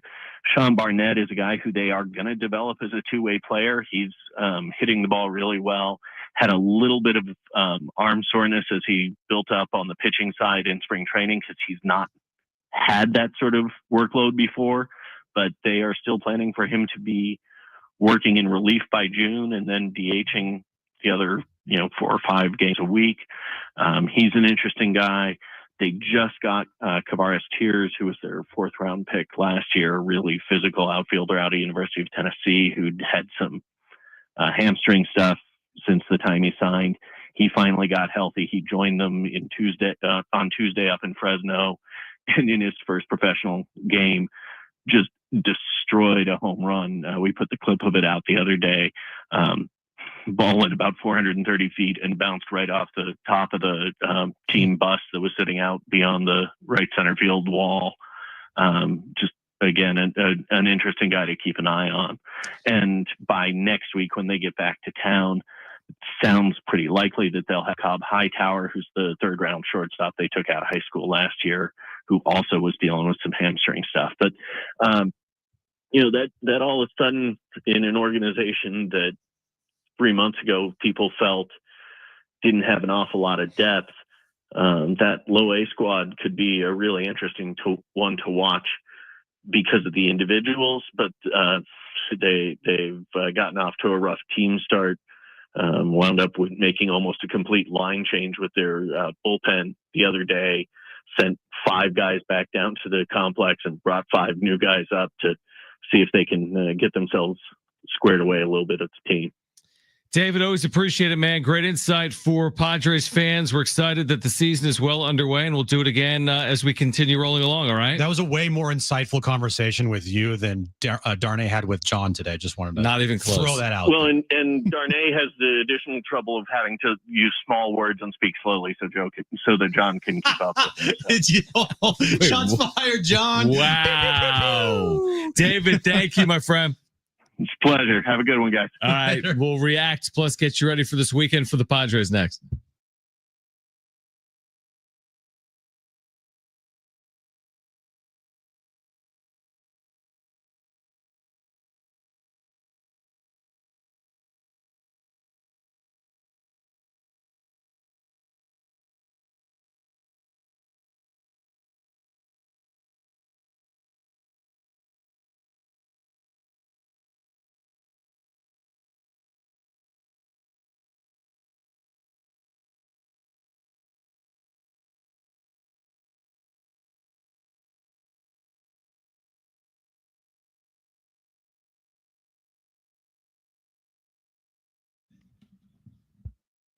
All right, guys, it is Jon and Jim again for the all-new Humboldt Casino Resort, the Players Place. They've got a great promotion going on this month on Monday nights. Monday Night Live, smashing Easter eggs every Monday in April. A chance to win big, 10 winners every hour, 7, 8, 9 p.m.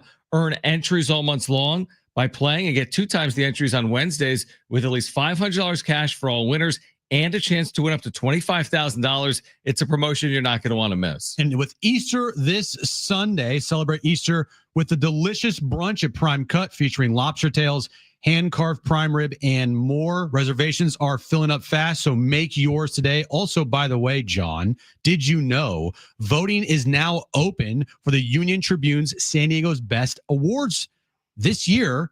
Humboldt Casino, you can vote for them for local best casino, best sports bar, best nightclub, and more. So go vote for Humboldt Casino now. They also have endless dining 5 nights a week, including over at Tony Gwynn's. You'll want to check it out. The all-new Humboldt Casino Resort, the Players Place.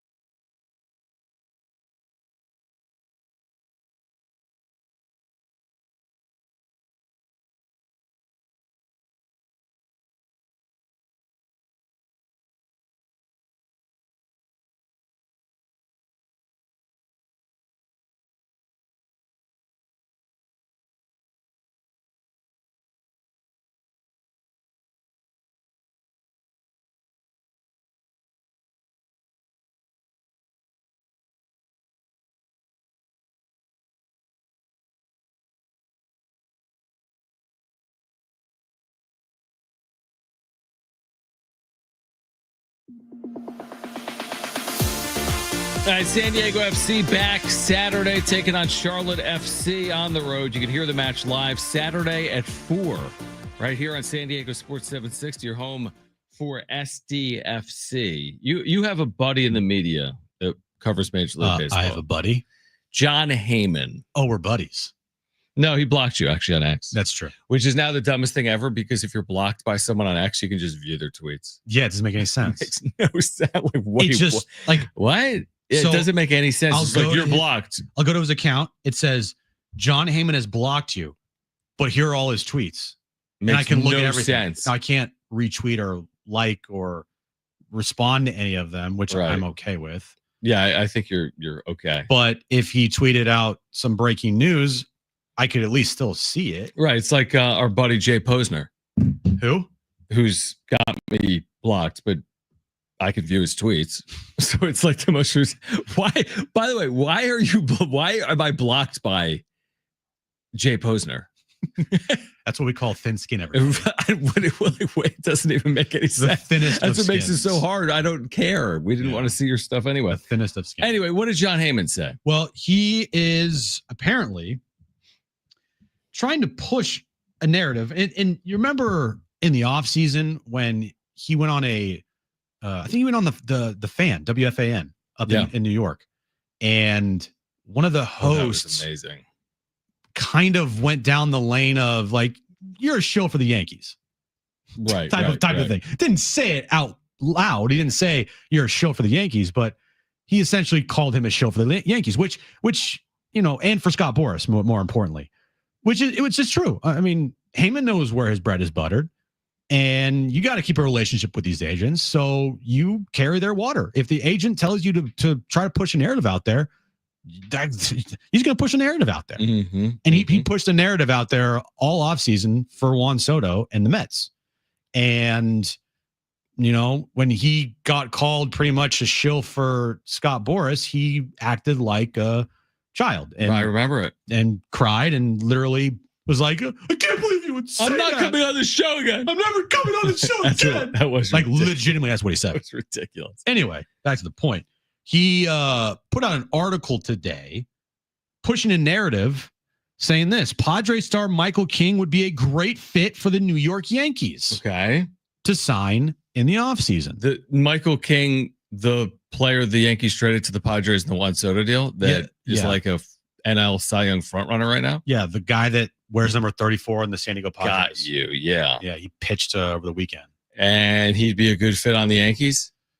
I mean, according to Jon Heyman, what are we doing here? Are you he already was on the Yankees. Are you a reporter or are you right?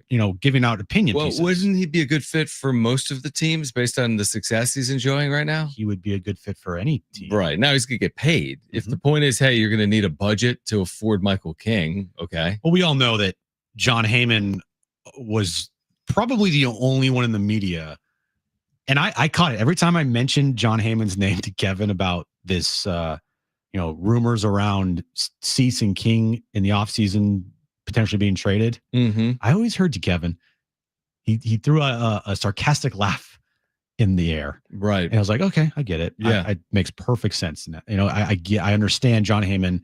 He is a shill for the New York market, which I mean, right to the New York Post. I get it. Yeah, exactly. Does that But get he's also a national insider, reporter. Yeah, I reporter? would say. Yeah, but you're right. It's in the Post. You write about the Yankees, it gets clicks. Yeah.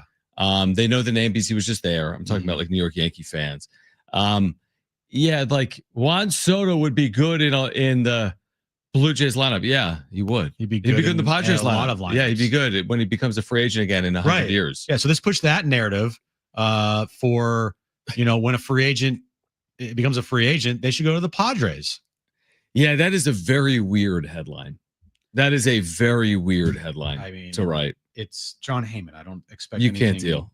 He blocked you. Again, I don't know why he blocked you. Well, I think I might have said something on social media about Jon Heyman one time, but it was never like Jon Heyman's the worst. It never was like a blockable thing. Right. It wasn't a blockable offense. It was funny the other day when I went to the game. I was like, oh, there's Tyler Wade to Aaron. Is he have you blocked? and he has me blocked on social media. But he also has like Everyone, 80% of Padres Twitter blocked. like Hosmer back in the day. Yeah. And I go, oh, he blocked me on social media. Aaron's like, why did he block you? That's so sad. And it's like, well, I said he's not good. Yes, and me and him are boys. And she's like, well, no wonder he blocked you. She's like, I'm team Tyler Wade. Oh, really? She's like, I would have Aaron would blocked you probably too. block you. She's like, I'm blocking out the haters. If you said something negative about Tyler Wade, you deserve to be blocked. I'm like, well, it's kind of the game. Kind of Yeah. giving my opinion. You're right. Telling Professional athlete. Yeah, telling you the truth. He actually, Tyler Wade, speaking of him, have you looked at his Instagram at all this year? No. I mean, if this baseball thing doesn't work out, Instagram? He could be a professional model. So he blocked you on Twitter and you've been spending time on Tyler Wade's Instagram? Well, I saw it on social media, so I had to check it out. And I maybe he's trying a career in modeling. I don't know. No, I think he's trying a career in baseball. Well, I mean, it's not like baseball is going to be something he's going to be playing for the next 20 years. All right. I mean, he's in the major leagues, but yes, he won't be doing it for the Don't tell next Shilty that. If Schulte is the manager of the Padres for the next 20 years, then he'll have a spot on this roster. But like, look at this, dude. Tyler Wade. I don't know whose house that is, but it's a nice house. Yeah. I don't know why he's looking off in the distance like that. It's probably his house. It's good radio. That's not his house. Yeah, Let's he be lives real on the beach. Let's be real. That's not his house. If that's his house, he must be playing Major League Baseball, getting some more money that we don't know about. All right, on the other side, we're getting you ready for, again, this road trip that kicks off tomorrow. Plus, Jim's Backpage coming up, Jon and Jim.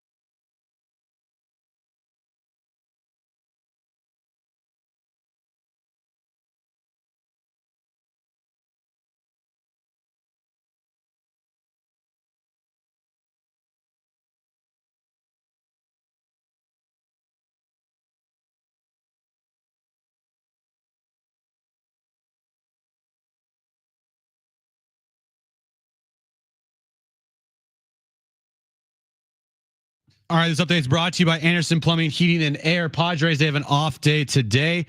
They start a 6-game road trip starting in Houston tomorrow night, 5:10 first pitch. Kyle Hart will be on the mound for the Padres, and San Diego Football Club takes on Charlotte on the road Saturday night. 4 p.m. is when our pregame coverage starts. 4:30 kickoff right here on your home for SDFC, San Diego Sports 760. Rebate funds are running out fast. Don't get left behind. Anderson Plumbing, they're buying back your old water heater and giving you $500 in instant savings. Call Anderson PHA today.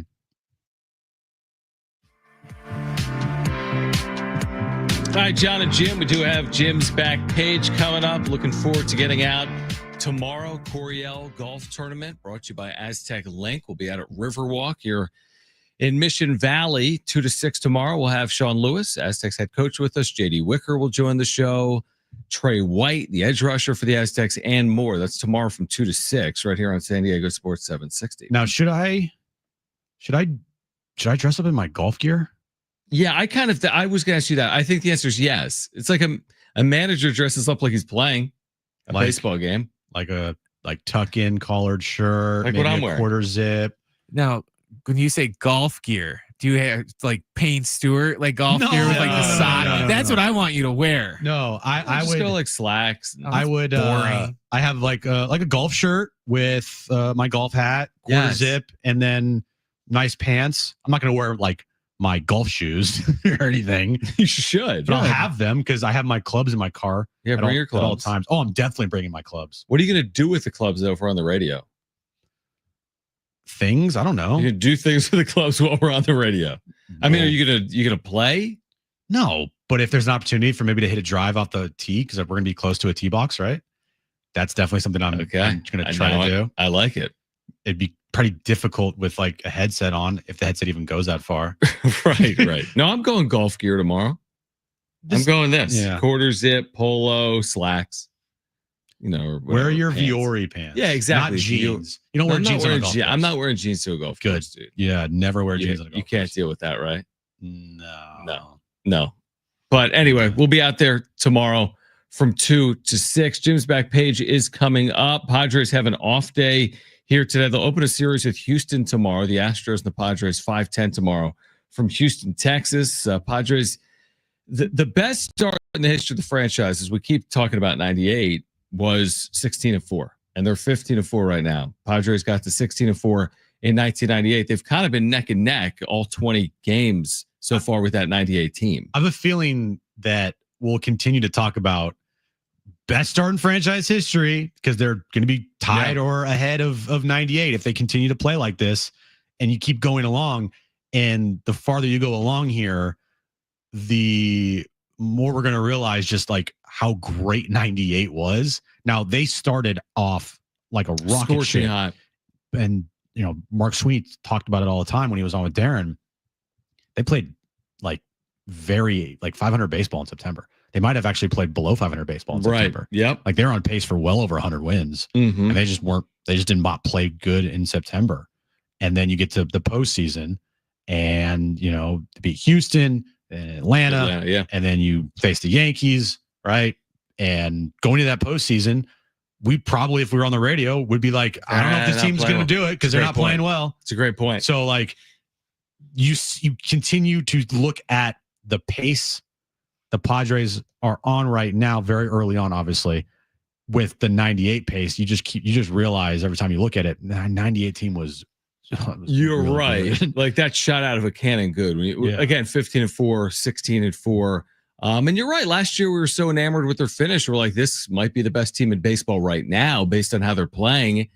And then they weren't when they ran into the Dodgers. And there's other teams that, like the 98 Padres, that maybe didn't close well in September, but did play well in the postseason until they got to the World Series. By the way, we just had David J. from MadFriars on.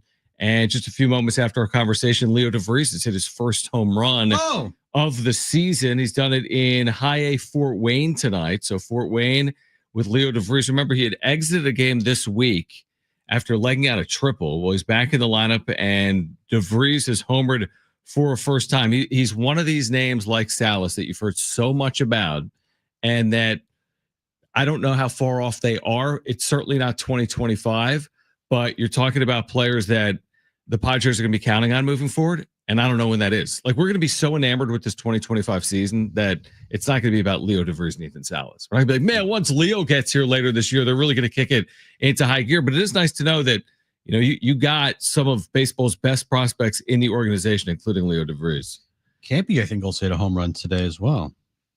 That's good. Am I seeing that? He's correctly? had, and David was just saying how he's been like the leader offensively for El Paso this year in AAA. Although I don't know how he breaks through, honestly, other than health. An injury. Yep. Luis Campusano, yeah, he's hit his 4th home run. This was a couple hours ago. Right.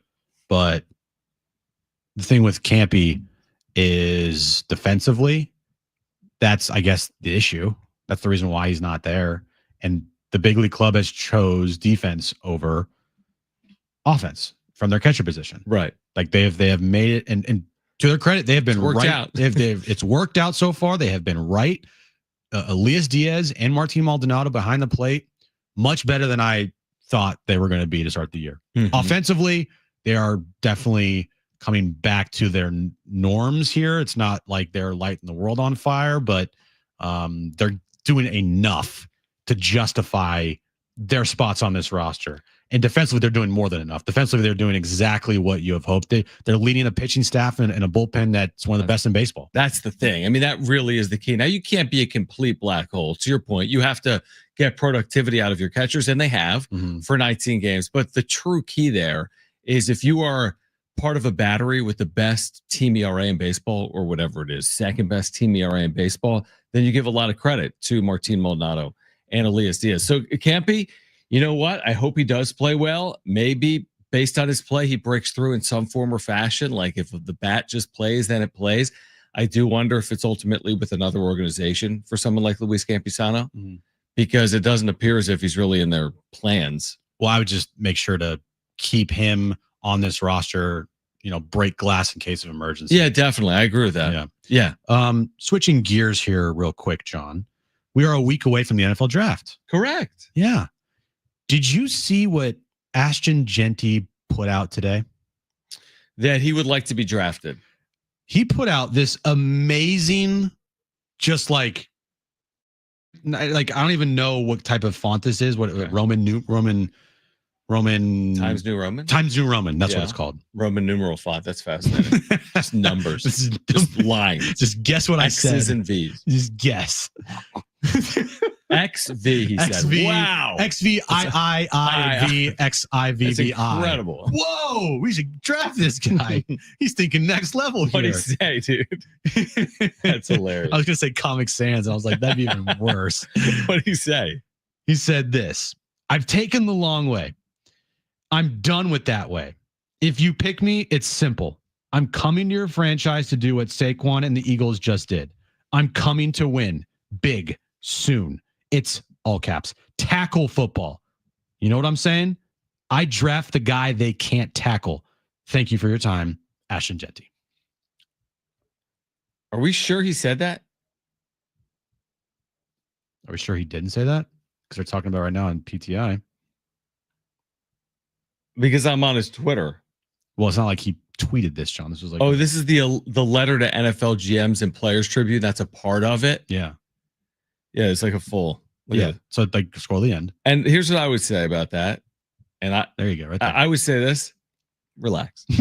Okay. Do you agree? Like, okay, like I watched this guy up close and personal the last couple of years in college. This guy's a brilliant talent, but just because Saquon Barkley just had the greatest running back season in NFL history doesn't mean you're going to go win a Super Bowl when you get drafted and do the same thing, right? So that's hard. What do you want to say? Oh, I just want to go to a good organization. No, I get it. I get your like. He's like, I peaked in college. Don't draft me. No, I agree. I agree with that. I think he's going top 6. So is that controversial? Yes, he will go to the Raiders or higher. Wow. I think Raiders are 6th. Okay. So maybe when I say top 6, I think he'll go 6th. Okay. I think he's going to be drafted between 6 and 12. 6 and 12? Because where are the Cowboys at? The Cowboys are 12th, I think, right? They would probably love him, dude. Oh my God, Jerry. He's also from Jacksonville, so you consider the Jaguars. But Travis Etienne, Okay. they have him there. I'm looking at a team that needs a guy that can be every down back. Let's look at the draft order. 6th are the Raiders, 12th are the Cowboys. Okay, that's right. Jacksonville's picking 5th, but your point's valid. Mm-hmm. He's not falling in this draft. I've watched this guy. We've all seen this guy. This guy is special. I'm just saying, like, when I'm like, hey, you just saw Saquon, that's what I'm going to do. Maybe. Saquon spent his first 5 years with the Giants in basically irrelevancy because of the franchise. Would you say Jeanty's the closest player to Barkley come out since Barkley? Yeah, he looks just like him. Like his legs are tree trunks. Yeah. And you look at his college career and just the last season especially, very reminiscent of Saquon Barkley. Absolutely. As far as just like size, build, no one can tackle him. The way he runs the football. He's pretty unorthodox when it comes to in the backfield. He's like literally just standing straight up. Which is, if I'm a defender, again, NFL, no one's scared of anybody. But in college, maybe playing some lesser teams and lesser players, and I saw that their big running back just standing there straight up. I'd be like, I'm scared. No doubt. Like this guy's gonna run me over right now. I feel like the amazing thing is Barkley never had a year in college close to that. Anything close to Jeanty. No. Now he had spectacular plays. He had the Rose Bowl. Like moments are comparable. He was for sure. flashy like Jeanty, but Jeanty has been production and flashiness in his college career. His last 2 years at Boise State, I'm sorry, have been ridiculous. All right, Jim's Backpage is on the other side.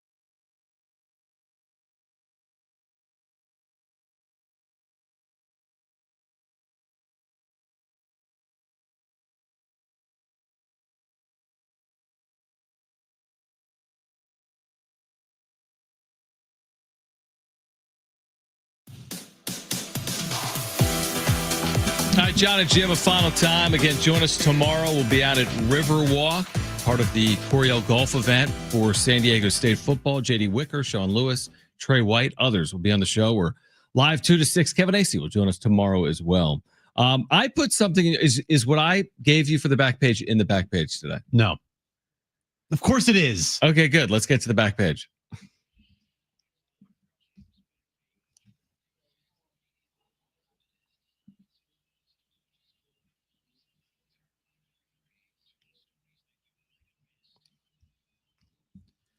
So this is the story you sent me, John. It's like the biggest story of the day. Why is this not like trending worldwide? Right, that's what I'm saying. Why isn't every single station talking about this? Mm-hmm.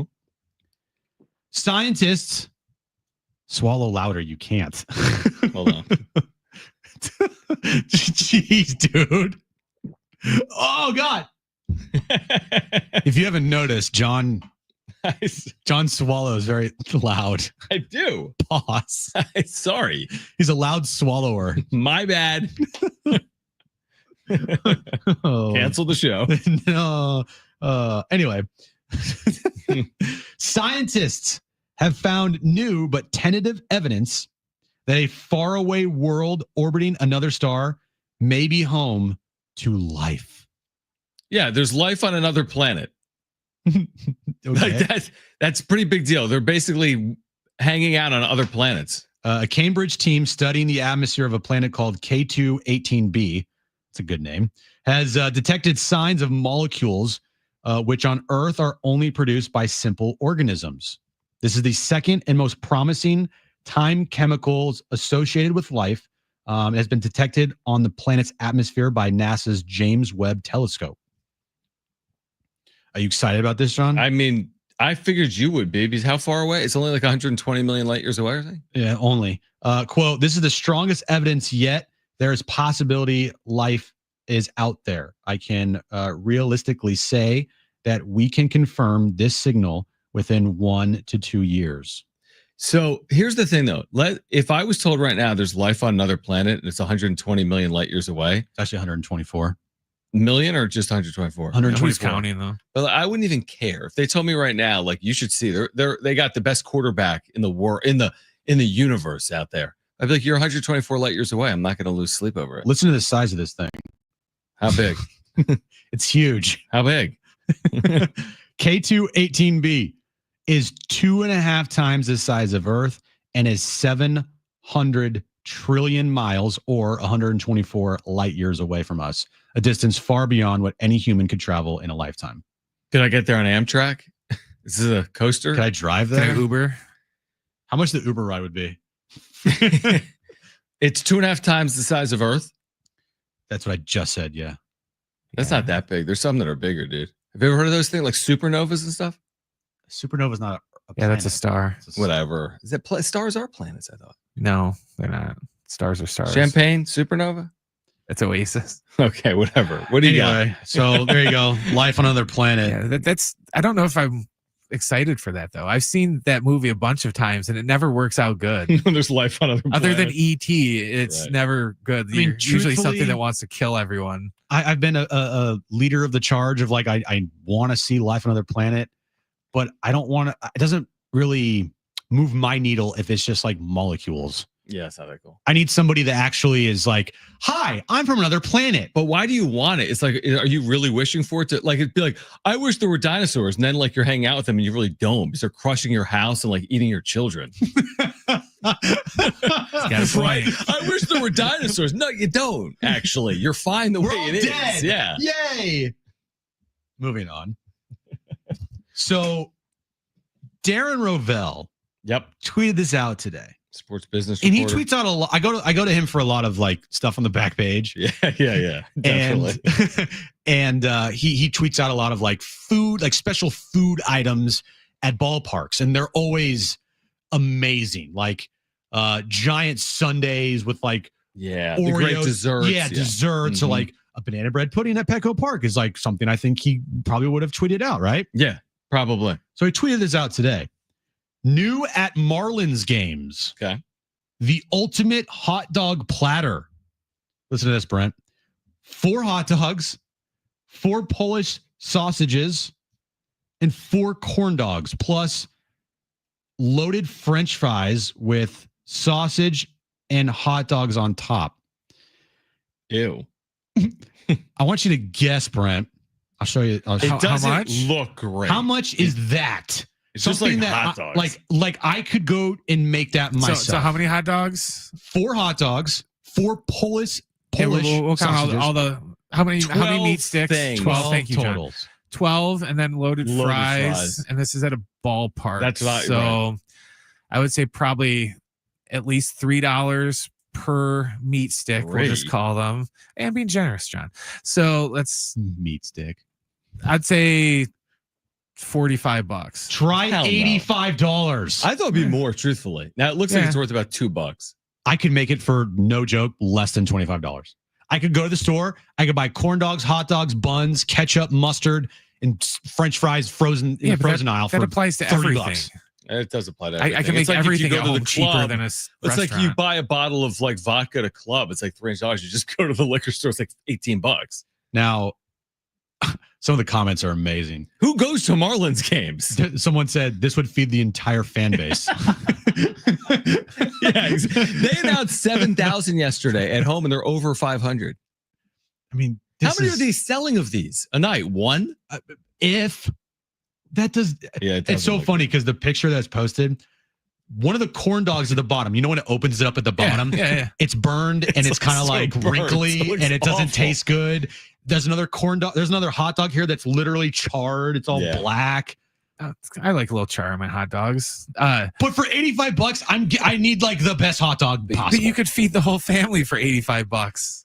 I mean, if you look at it that way, it's not that yeah. bad because if you take Jones to a game and you're between you, Jones, and your wife, how much do you spend on food? Dude. Jim was with us the other weekend. I'm buying this. I'm buying that. Cotton buying candy and all that pudding. stuff. And But banana bread pudding It was only $8. I know. If it was $85, Yeah, I give actually me- might. dude, be if okay I with get it too. that, I'm disappointed, and I'm going to blame you guys. You hyped it up way too So much. good. No, Brent. You'll like it. You haven't hyped it up enough. No, I mean, like we've hyped it up appropriately. appropriately Okay, here. okay. You will if you buy it. It's on my list, and I go at Do some you point. like bananas? Yeah, Okay, so then you'll like it. Do you like bread? yeah. It's Do you okay. like Do you like Pudding? pudding? Yeah, Do you like Then you'll wafers? love it. yeah. Then you'll love There it. you go. Do you like cream? Depends. Don't worry, there's no. Oh, now onions I in see it. where you get every back page. I hope story. not. I'm scrolling through his Twitter. It's every Jim's back page. We could get rid of the segment. Just follow Darren Ravel on social media. You know what? What else you have? Real quick. Finally, Chipotle is giving away free entrees on April 21st after 3 p.m. Chipotle is celebrating the 2025 Stanley Cup playoffs with the return of its popular Wear Your Hockey Jersey promotion on Monday, April 21st, starting at 3 p.m. Customers who visit Chipotle in the U.S. and Canada while wearing a hockey jersey will be eligible to receive a buy one, get one free offer. You hear that? Wear your goals jersey. We'll see you tomorrow at Riverwalk. Talking San Diego State football, getting you ready for a spring showcase. For Brent and Jim, I'm John. Keep it here, San Diego Sports 760. Okay, bye.